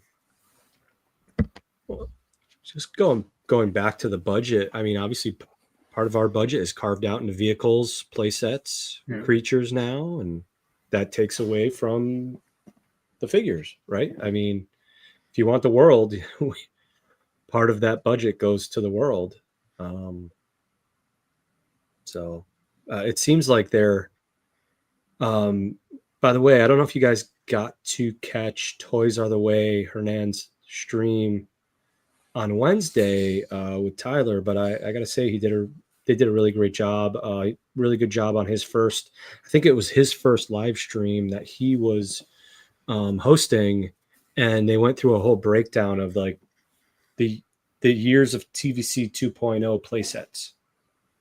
And it seems like they're really hitting their stride on them right now, right? I mean, take away, maybe some of the things we're losing out on with Deco and stuff, but it seems like they've figured out ways to capitalize on play sets that you will want to buy multiple of and expand out that world and play set and put figures with them that you can hopefully build out as well, or army build. So hopefully that's helping the success of TVC. And it seems like, I know we'll talk about HasLabs if we have time. They're centering a theme around it as well, right? So the Cantina, they chose the Cantina for this year, and they're making sure, like years past where maybe they didn't do this, right? Like we all know that we got the Katana, the barge, and we didn't get a lot at that time to go with it, right, Chris? I remember talking to you about, like, what about all of the 1.0 repacks that you can throw out there, or some legacy collection figures that you can throw out there to help people fill that may not have those figures. But anyways, it seems like they're focusing on that, and they obviously focused on that for this year. It was a huge ask by the community to get the Cantina. So as we can see here, right, there's I took out HasLab and Troop Builders for this. You can see that, look, there's 20 OT figures, and I do want to look at that really quick to see what we have here. All right, and maybe I should filter down to Star Wars 15. So I'm showing how to use this dashboard with interaction here. If you click on those bars, it will filter it down even more for you. So you can see our list here, right? I mean, there's 4 new tools. 4. I'm just going to emphasize that. And then, there's some smart reuse of tooling, so from partial tooling, and then a bunch of existing tooling there. Greedo needed to come out of that. Well, it's because of the HasLab. So if I add that back in. No, but he was in there when you had it unchecked, just to clean up. He was already in there. Oh, that would be the repaint Greedo that was in there. Yeah. Oh, so right. Thank you. Yeah. Yeah, we did the HasLab as the new tool, and then the repack as the repaint as the repack. Yeah, gotcha. We can leave them all there. Yeah. So, yeah, right. So, obviously, again, if you're gonna put something out there that's a pretty big investment for a collector, let's put things around it that we've been asking for. Hopefully, some definitive updates as well, and some new character debuts as well, right? I'm trying to think. Do we have any character debuts? Tonica Sisters. Tonica's, yeah. Our Leo didn't get funded, but and let's not forget we've got 2 examples of photoreal chest here on here. We've got Wuha and the updated Dr. Evazan with improved photoreal chest here. So it's a great year. Absolutely. And this kind of model to me is more gratifying as a collector. The shotgun approach of getting Hunter by himself, this figure in isolation. It's not a fun way for me to collect. Given the limited number of figures we get for you, I'd rather it focus like they did this year. It's so much more fun for me as a collector to collect this way, to get all these pieces that go together at once. The downside is if it's not your thing, you could be basically taking a year off, but I buy everything, so I'll never take a year off. I think we all do. There's been a lot of cool stuff around that though as well. So I'm really excited for the upcoming Asajj Ventress. That looks like an amazing figure. We got the Snow Trooper kind of out of the blue. I don't think we were expecting that. And so it's not exclusively returned to Tatooine, but it is, the bulk of it. Right.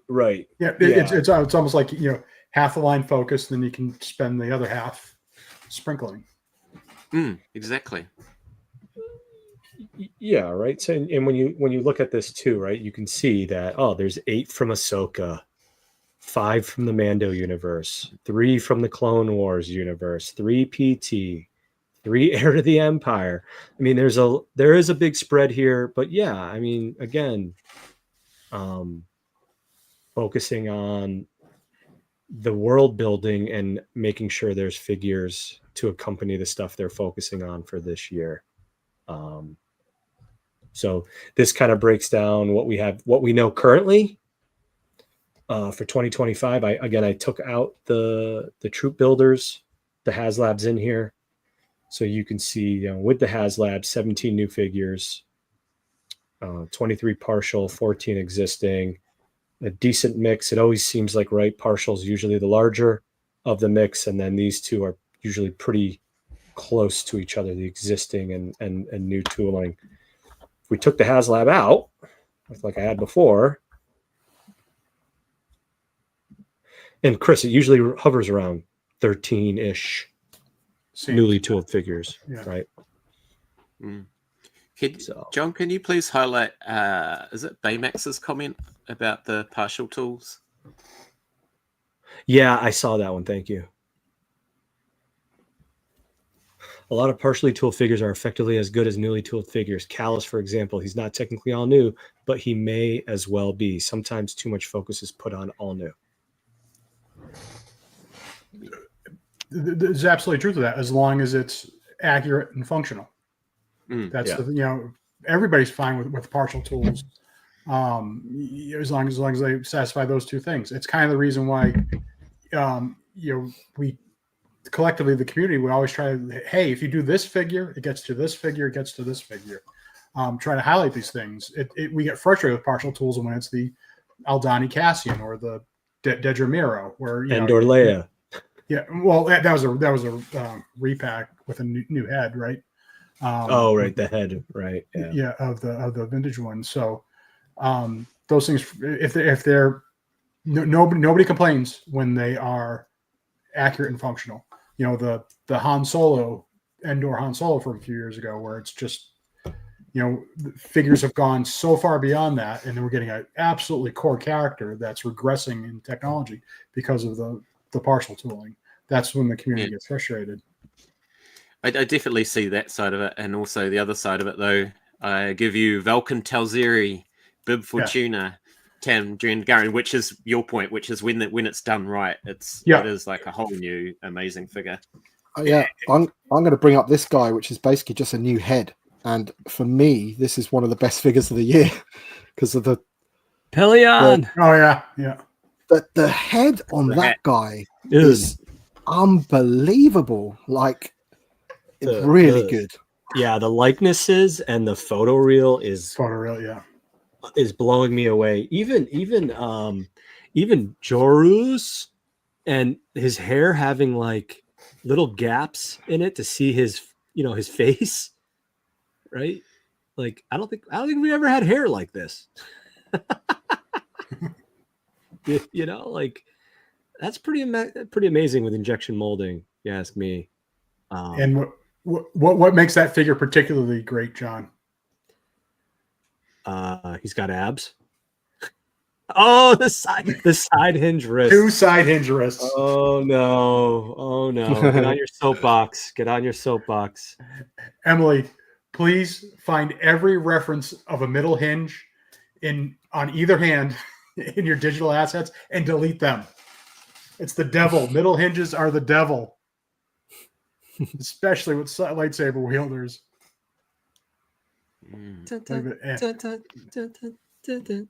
This figure's likeness. I think this figure's likeness is pretty amazing. I got it with the blue lightsaber. Me too. I was opening a bunch of Lukes, and they had the Anakin there. I'm like, oh, perfect. Just grab one of the Luke lightsabers and hand it right over. Exactly. All right, Chris can die in peace now. For now, you know he's still waiting. Even the snowtrooper, which I just set an army up that you can't see because it's getting flooded by the lights, but the offhand has the middle hinge. That does nothing for two-handed weapon grip. But if I could change the grip angle, I could line up the barrel and you could do a really effective two-handed weapon grip. Ooh, some little tidbits here. We're not done with supporting our HasLabs afterward as we've done in the past.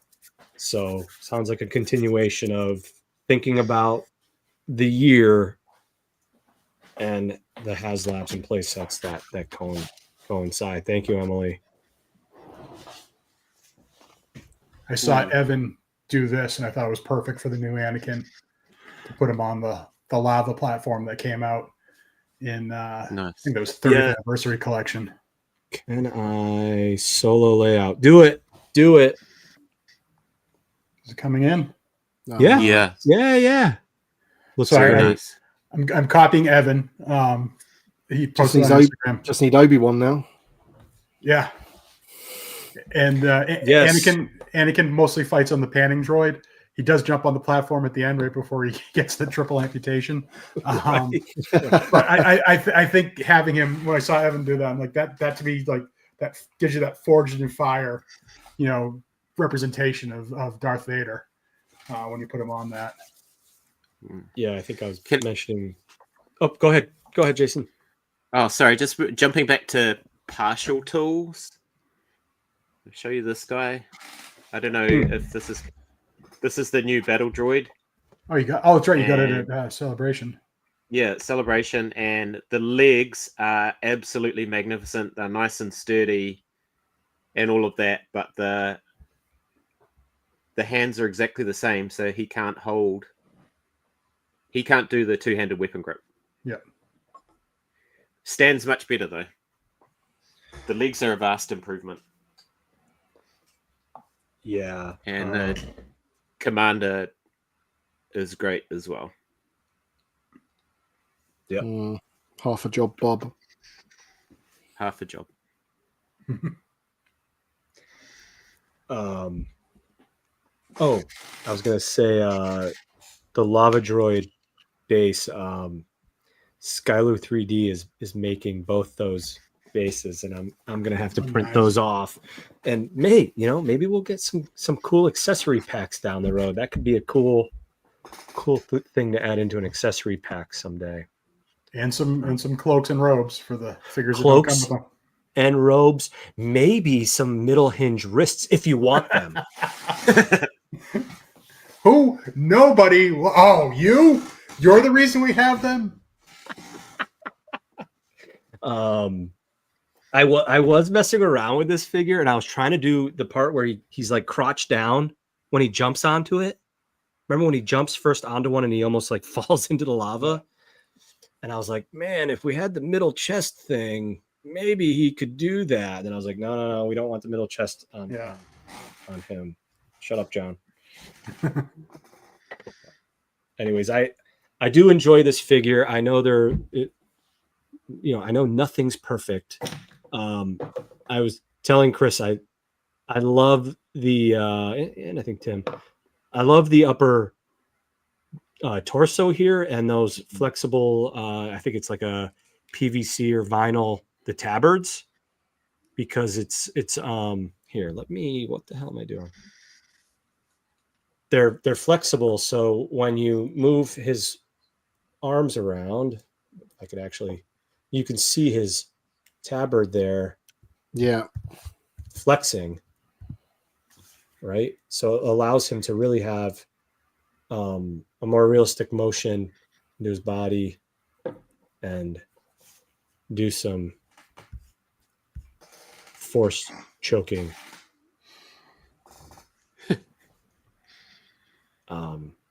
So I think that's a pretty amazing engineering improvement. So shout out Emily and team on that. Love that and what's to come with more of that stuff.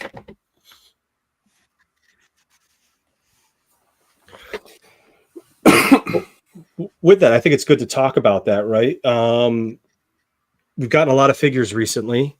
I'm still waiting for my Hammerhead. I think Chris might have been showing it earlier, or somebody was showing it. Tim was. Oh, Tim, hold on. God. Oh. It is really good. I am waiting for DHL to take way too long to deliver mine. He looks so great. I'm not a fan of the card back. Just putting it out there. Yeah. But for anyone that opens their figures, this is a great figure. It really is good. Oh, nice, man. I can't wait. He's one of my favorite aliens. Like the articulation of the head, I was so surprised with how good that is, because sometimes you get like quite a blocky head and it can only move just like a tiny weeny bit. It's crazy the amount of range that you can get on that, because they've made that hood piece separate. So yeah, the up and down range is amazing. Yeah. Wow. Is his mouth decoed and everything too? It's faint, but it is pink in there. Yeah. Chris sent me a bunch of photos. I'm so excited to see all the deco on them. And obviously you got the soft goods, which looks pretty seamless as well. Yeah. And obviously, you can make him sit. You can sit down then, obviously. Sit down, have a drink. but like his feet and just everything about it. Boots. I said in my review, it reminded me of the Zeb. Like when I just had it in my hands, it reminded me of the Zeb thing and how good that is in terms of like how easy it is to sort of just pose and manipulate and stuff. This is the same. It's got those nice big feet. He can balance so well. I got called a shill and all sorts of other names, but I said if that's the quality we get, no skipping paint applications, the quality of figure we get for deluxe, I don't mind paying deluxe prices if we get that quality of figure. Yeah, well said. And with considering this, I'm talking about considering the size and the accessory loadout. I don't feel, I think we all winced a little bit at Jango Fett being deluxe, even though it's an outstanding figure. Big time. That figure, that Hammerhead, and that's a case where I don't mind paying the price because I feel like we got our money's worth on that one. Mm. And I'm just talking about the figure, not talking about the card and all that other stuff, just the figure. But in a funny way, if a figure goes deluxe, even the Jango Fett, it works out cheaper for me because I don't buy two of them. So when they were in the when they're in the box, I actually did buy two Jango Fetts because I love it so much. I want one with a helmet on, one with the helmet off. But and it's the same with the wider cards. I just don't buy another one because I'm not going to keep it carded because I don't have a case for it. Yeah, that's the unfortunate thing. I think they went to the cards to encourage additional purchases, but my purchasing is unmoved because of exactly what you just said, Jason. That I have no way to preserve the cards, so I'm not going to have accumulate extras. My buying pattern is the same as with the boxes. Mm. Yeah, and for what I'm going to be doing with my Hammerhead, I don't really need the extra accessories really. Yeah. My Hammerhead will be sitting in the cantina. Mine's already set up over there. So although it's great that he can do all those things, and you've got the nod to the power of the Force of the weapon, and you've got a staff for the nod to the original, the Saga one and whatever, I don't actually need all that stuff. And if that's what made it deluxe, then I don't really need that. 100%. But but he does come with another cup so you got one more cup to go with the 100 that comes with the cantina, which is great. He's got his own one. Yeah, need those cups. Where did the staff come from? Oh, sorry, Chris. The Saga collection. They just made it up for that. I was going to say that comes from that. Yeah. But I assume Tim that because of the size, he went over $16.99. And then to justify the $25.99, they loaded the other stuff in. Yeah, I'm sure that's the case. Yeah, they could justifying adding more stuff in to justify the price because they couldn't do it at $16.99. Yeah, I agree.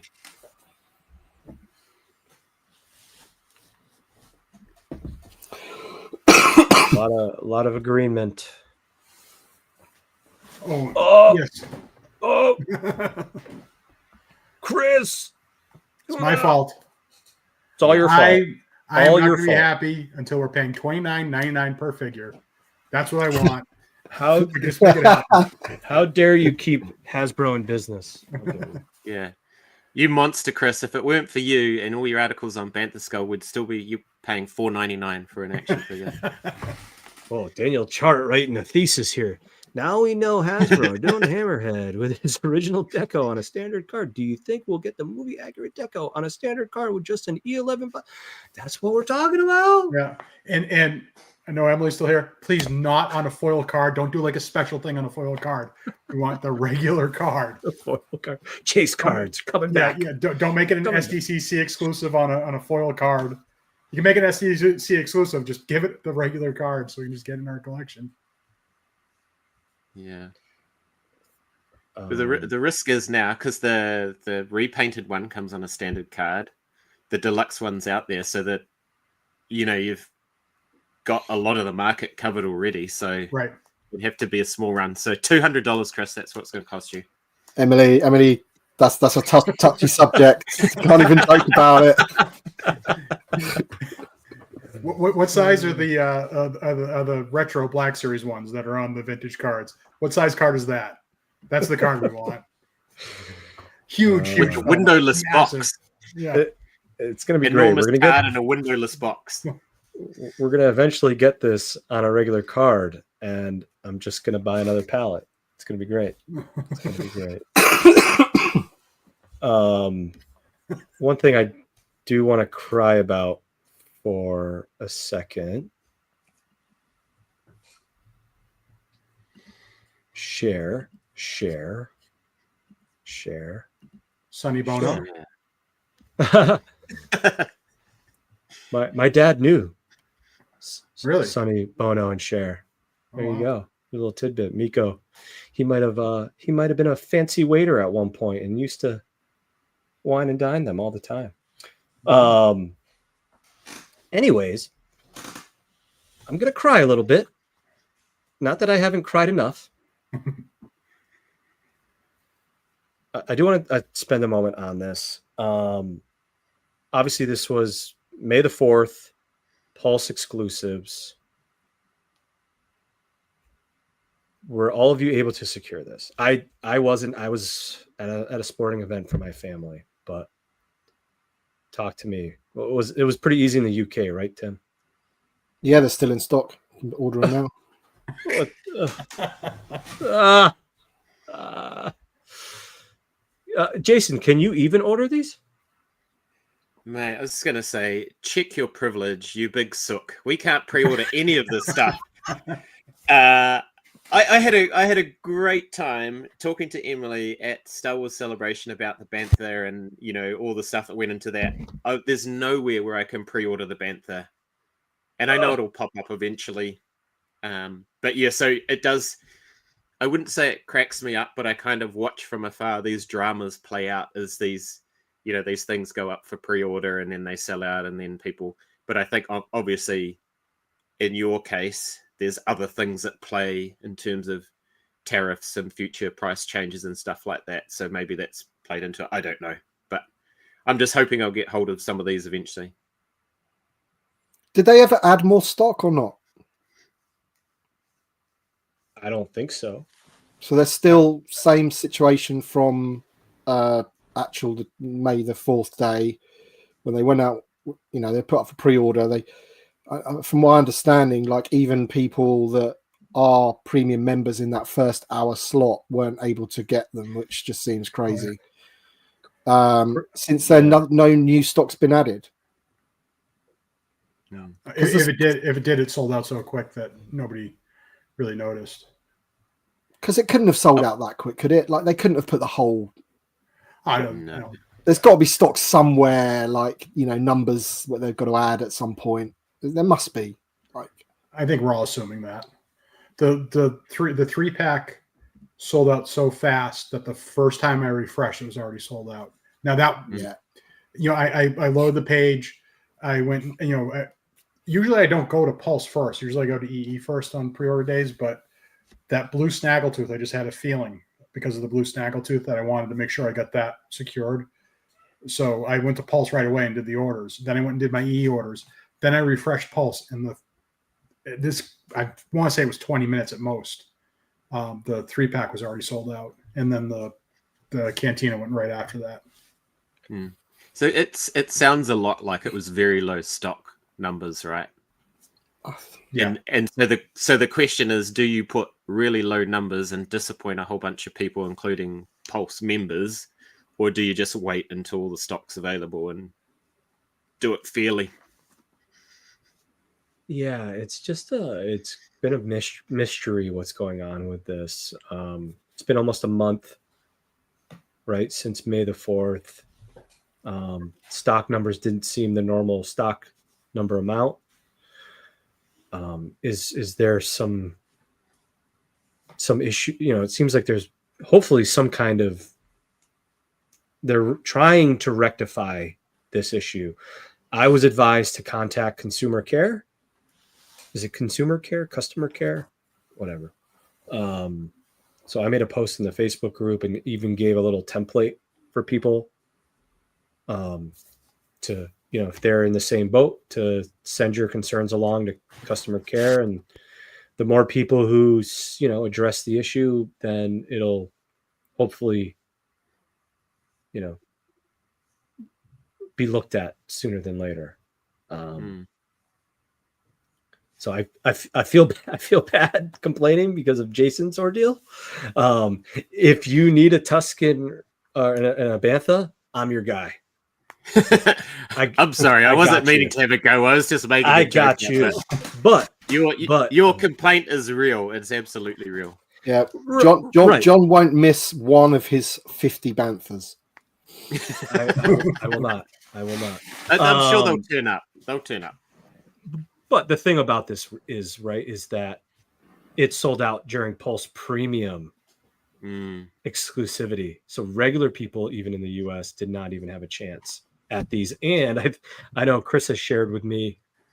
What's that? There's reports that people without premium memberships were able to order during the premium window too. So there was the plot thickens, people. Yeah, and didn't seem to be a limit either. And we know that if I could have added that to my email. But I can't confirm that. It's anecdotal, but people have been commenting that they were able to order. People without premium were able to order the premium exclusive window. Yeah, there you go. Yeah. I've had people tell me that know a lot about e-commerce and shopping that the Hasbro Pulse is under Shopify, and Shopify is just garbage. Maybe that's something Hasbro's looking to fix in general as a whole. If you got low stock, you got to have order limits. You've just got to. Right. Well, there was one eBay listing. They sold 19, pre-sold 19 of the Cantina. Yeah. So it sounds like they ordered 20, kept one for themselves, and then scalped the other 19 at what was it, John? $140 a piece. Yeah. And it's just like, man, that's not good for Hasbro either. So I'm faithful that there's going to be another opportunity at this, and they'll adjust it. Some people are speculating that did it have anything to do with the whole tariff thing? But I think it has just more to do with just something did not go according to the requirements it was supposed to. How about that? It didn't go as planned. It seems. So I just don't get why it's taking so long to. People want to give Hasbro their money. But yeah, I mean, I don't know how many people are that would are serious collectors and whatever, or in this hobby that would be ready and waiting for because you log on, and if you haven't got a premium membership and you can order as many as you want, would, I don't know, stock of 5,000 still sell out in 20 minutes? It would. Not 20. Based on how many there were, if it was 5,000 in those same conditions, it might have sold out in the hour, not in 20 minutes, but in the hour. In the hour of if not just premium members, if it is just an open. Oh! I'm sorry, I misunderstood the question. Yeah. Regardless, if it was based on what we observed with this, if it was 5,000, it probably would have sold out under any circumstances in an hour. With no, same exact thing, no limit, etc. Because there wasn't a limit and people were able to order 20 or whatever. And here's the other issue. Well. Yeah. Right. No. Yeah. Army Builder. Here's the other issue too: is I can't order anything on Hasbro Pulse unless I use PayPal. I don't know what's going on. But I have to use PayPal. Is the only way I can order something. And that's between the mobile app, the mobile website, or if I go on my computer and order. So I've addressed all those issues with the powers that be. And it's just been a really bad experience. And it seems like more and more things are moving to Pulse exclusives. My issue with Pulse, I don't have any issues ordering. It's just that it will not recognize my phone number. I like have it Oh, saved. that's the other I have it saved correctly in the international format on my profile. When every time I go to purchase, it transforms it to the U.S. version parenthesis 508. Almost giving away my phone number there. I'm not going to say the whole thing. But it transforms to the U.S. version. It says it's not a valid number, and I have to rewrite in the international version of it. Then it accepts it every time. 508 8679 309. 8675.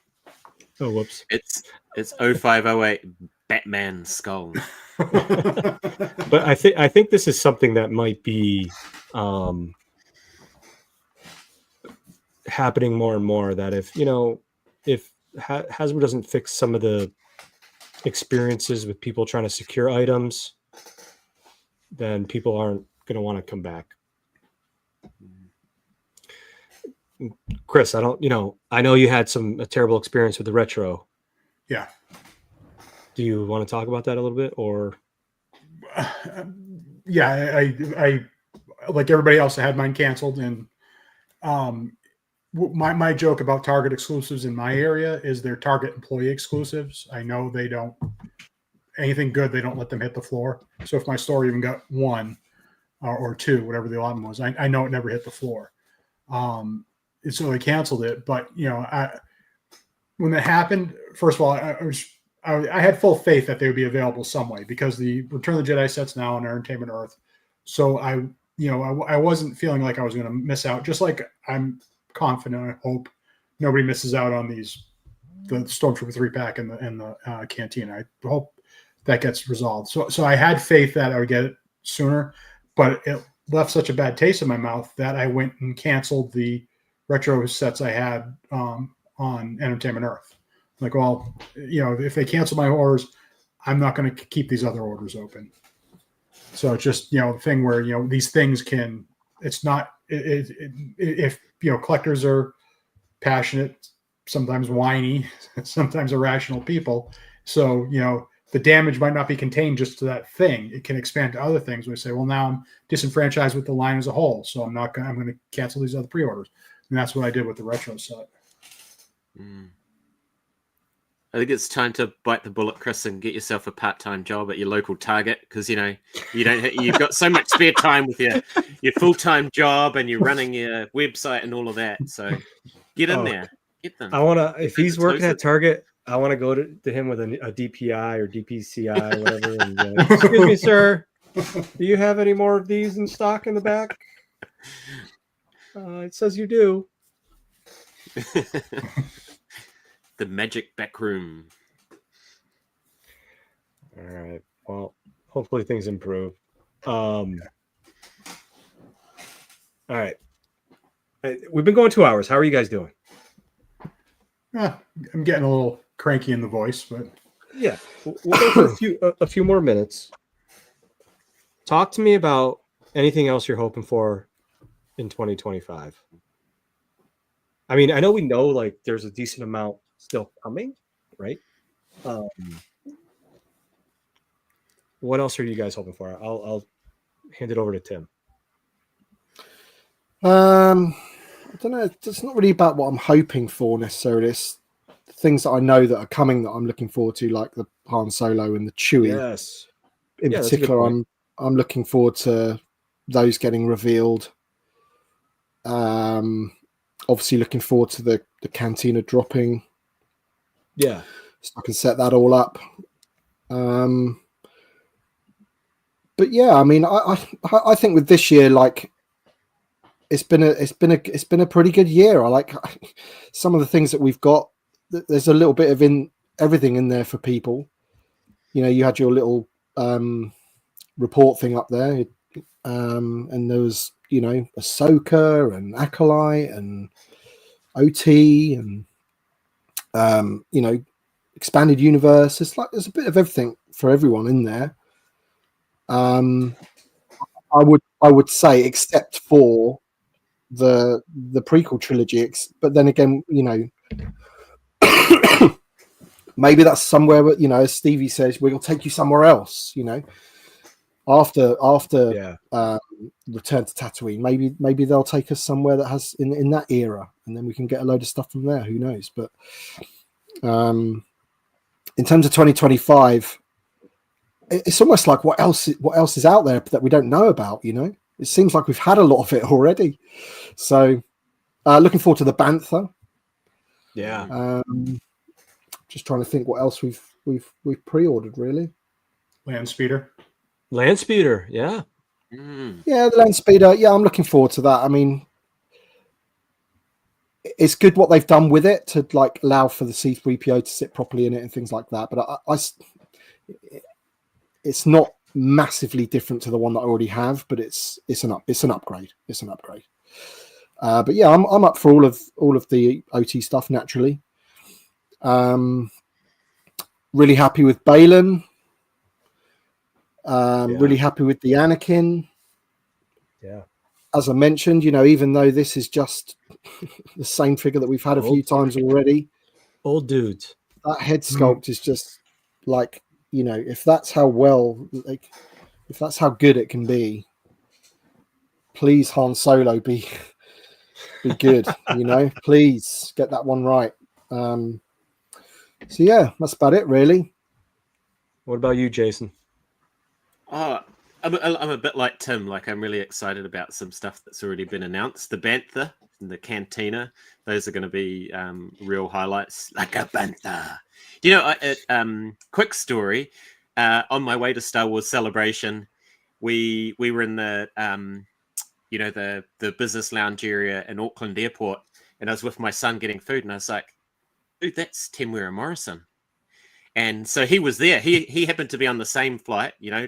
Everyone knows New Zealand's very small. So I went up and said, Kia ora, Tim. And he goes, and I said, I'm looking forward to seeing you at Star Wars Celebration. And he said, that's where I'm going. he said, are you going there too? And I said, yeah, I'm really looking forward to it. And he goes, I'm looking forward to seeing the blossoms. That was my little interaction with... getting back to this year. So there's so much cool stuff. I'm looking forward to getting my Balin and Shin hopefully next week, and I'm looking forward to getting my Hammerhead eventually. And then just in terms of like my hopes and dreams, I think you know, the little hint we got in the chat about more support coming for the Cantina is exciting. Like another some more support for the Cantina will be great. And yeah, looking towards sort of next year, I really love the new clone buck that they've got. So be nice to see some of the commanders and some of those key troops in the phase 2 to be upgraded. I think it would be nice for, you know, the other parts of the community as well to see a bit of prequel love. And, you know, my number one want always is Baze Malbus. And my number 2 want is always Supreme Leader Kylo Ren, which probably less popular, but there we go. Massively. But yeah. And the Stranger, of course, the Stranger. But yeah, I think, just Hasbro continuing to do what they're doing with the beasts and the play sets and that. We've got some awesome stuff in the last 2 or 3 years. So yeah. Yeah, I mean, that would be my number. Everyone knows, like, you know, if anyone watches my channel, looks at my March Madness submissions, a new C3PO would just cap the year off if they did that. Yeah, you Chris, I know, I've been beating that horse for a long time. Yeah. Tuna. Well, what about you, brother? That right there. And as just anything to flesh out anything. Cantina. I'll give us one figure. If there's one more surprise for the Cantina, I will be absolutely thrilled. You know, inside or outside. So, you know, Dewback, that would be a big dream if we could get a Dewback or, you know, character inside, or the Ubrickian, whatever it is, ball speeder, Greedo's land speeder. Yeah. That'd be cool. Yeah, curious what else is to come. I mean, shoot, we got 7 full months technically, right, to come here and hear some more announcements. So, We do. Time's running out on the Kiwi Man. He doesn't have 7 full months. But that's what I mean. It's like it's now the 1st of June where I am, because I'm slightly in the future as well. And we just seem to have like a lot of stuff already. Yeah. yeah, there was over and 50 you know? figures there. Yeah. Yep. I know we haven't received all of them, but close to almost 60 with the troop builders. Well, so I'm not too sure how much more there is to reveal for for things that we get this year. We know that there's some gaps of like a wave of where they've announced, like I think there's a couple that we got in the last reveals where they're part of a wave where we don't know what the other 3 are or whatever. So those are to come, maybe Han Solo and Chewie are part of that wave. I can't remember, but yeah. So there might be 1 or 2 more that we haven't had revealed yet. But that when I look at what we've the Kenobi case, yeah. The Kenobi, it's just Kenobi and the Stormtrooper that have been announced so far. Yeah. There's still 1, 2, 3 more slots for that. So is Han and Chewie in there and something else? And I believe that case is that case already sold out on Entertainment? No, it's still available. Then there's the Marin, Moff Gideon, Rocket Trooper, Crosshair, and Cobb Vanth wave. And then the Asajj, Carson Teva, Callus, Ponda Baba, and Dengar wave. Removable codpiece Dengar. Johnny Likey. I'm really excited to see what Han Solo looks like. I mean, we've seen the Black Series one. It'll probably be pretty close to that. And that's a pretty good, I think it's a really good figure. Chewie's one of my favorite characters. I can't wait to see what they do with him and what they update. And yeah, I'm curious to see what else they bring out for the Cantina HasLab to accompany that. Could be really interesting. Is it some more play set where it's like maybe some ship, a ship of some sort, or like that, some of that, like, I don't know, it was like, wasn't there a bunch of like ship waste or other stuff that was just like sitting there along the streets? Yeah, there's the wreckage. Yeah, the wreckage and all that stuff. They could do so much to fill in more of that. So I'm really curious to what they do there, and maybe we see some stuff, some things for the 20th, or some prequel love. So yeah, exciting times. I'm thrilled to see that, obviously Steve and Emily, they're pretty excited about things to come in the future. So yeah, good stuff, guys. Any I'll leave it there. I think we talked about the rest of 2025. I know we didn't really talk about HasLabs or your future for 375. Maybe we can end on that. Maybe we'll just go around and talk about what you're hoping for more of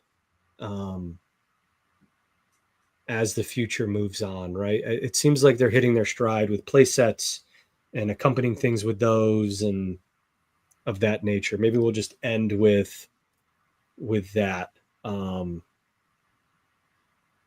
Does that sound like a plan? Well, we'll start with Mr. Tuna. Well, I'll just try to combine all of that and just say that, and I've written about this. I'm kind of out of space for big HasLabs.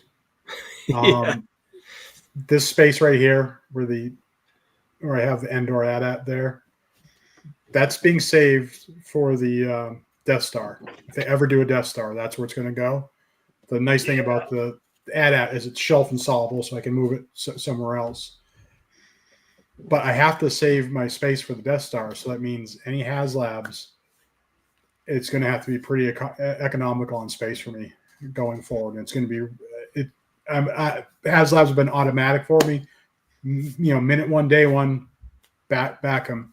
I'm going to have to start being a little bit more selective for my future on HasLabs. If they're big space eaters, I'm going to admit it. I regret the Ghost a little bit just because it eats up so much space. Yeah, I got mine on a guitar stand over, sitting next to the Falcon.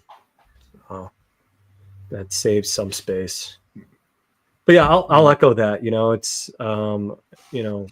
Death Star's always been a big ask by the community.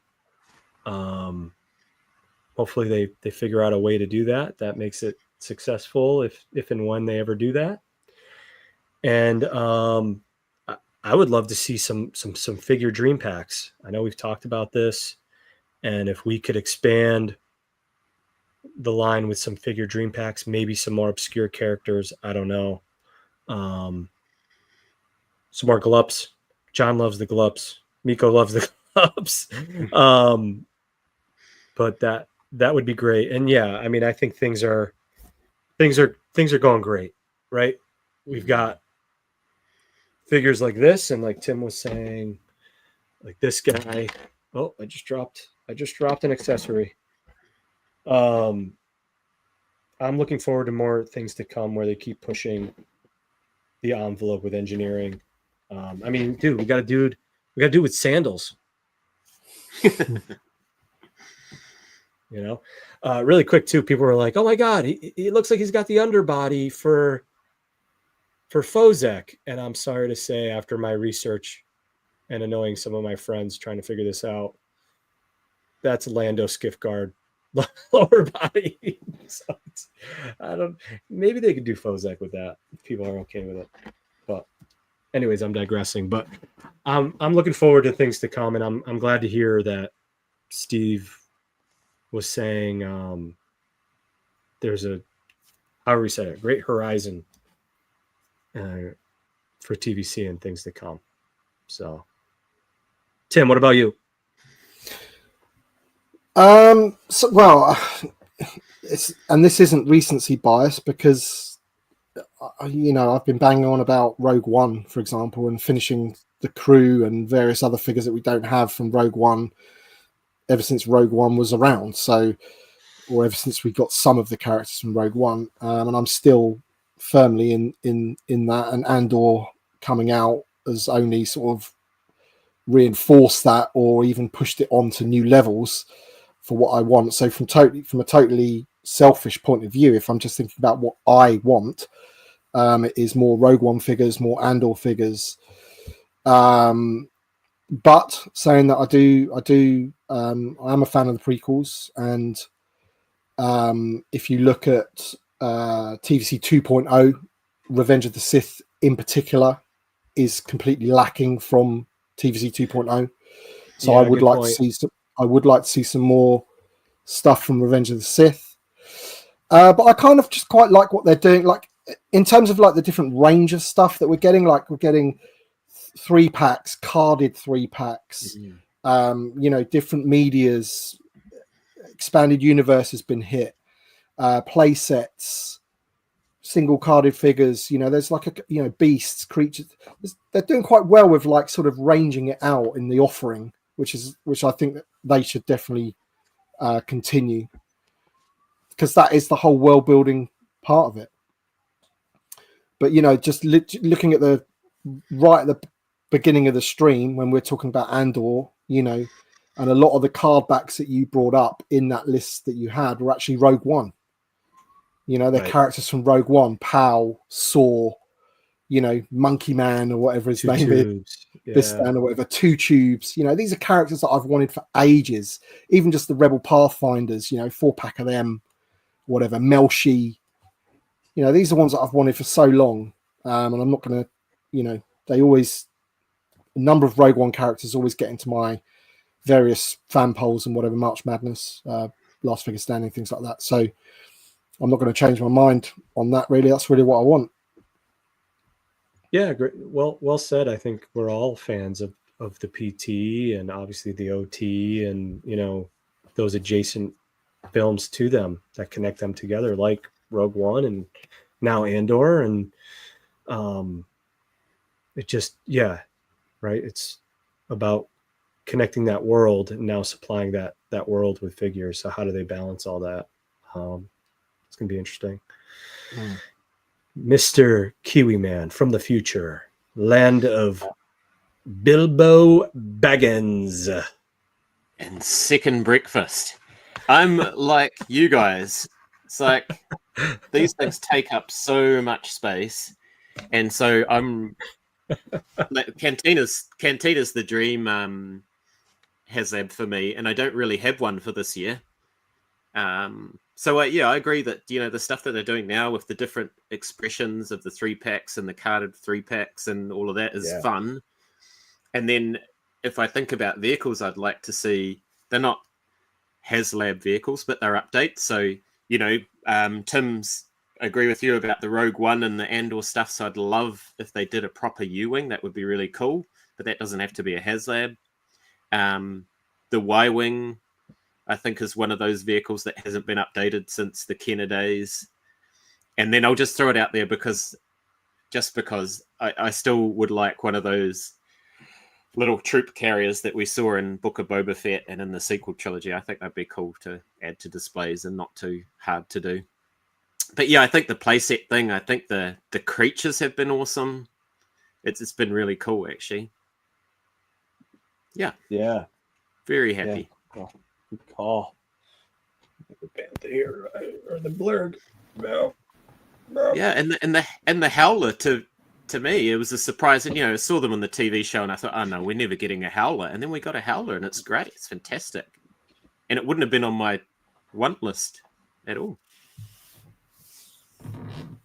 Yeah, well said. All right, well, we got a question here. We're gonna have to answer here. I mean, we're hoping to contract it out this year. Maybe to someone in India. I don't know. Maybe, I don't know. No. We got to connect on that and figure all that out. But Chris said he's going to do it all himself this year, and we're very excited. That was Rafe you were talking to, right? Oh, you just need me to build a dashboard at the end, Chris. I got you. We're good. We're good. No, Chris can't do it anymore because of his part-time job at Target. That's right. Bringing it all back. Yeah, I love it. I'm already getting texts from my boss saying I'm late for my shift, so we got to wrap this up. More to come on that. Look, I'm not going to sit here and ask where everyone can find you guys, but how about I'll just do it for you. Chris, you can find him at banthaskull.com. Chris Swansky at Instagram. Am I saying it wrong? You guys know where to find Tim. Please give me a break. Bossk Bounty on YouTube. Come on. And then Middle Aged Kiwi Man. It's right there. It's you're right here. You're right there. Come on. Just go to New Zealand, turn left at the Shire, and there I am. Love it. You see a little door under a tree. That's where he is.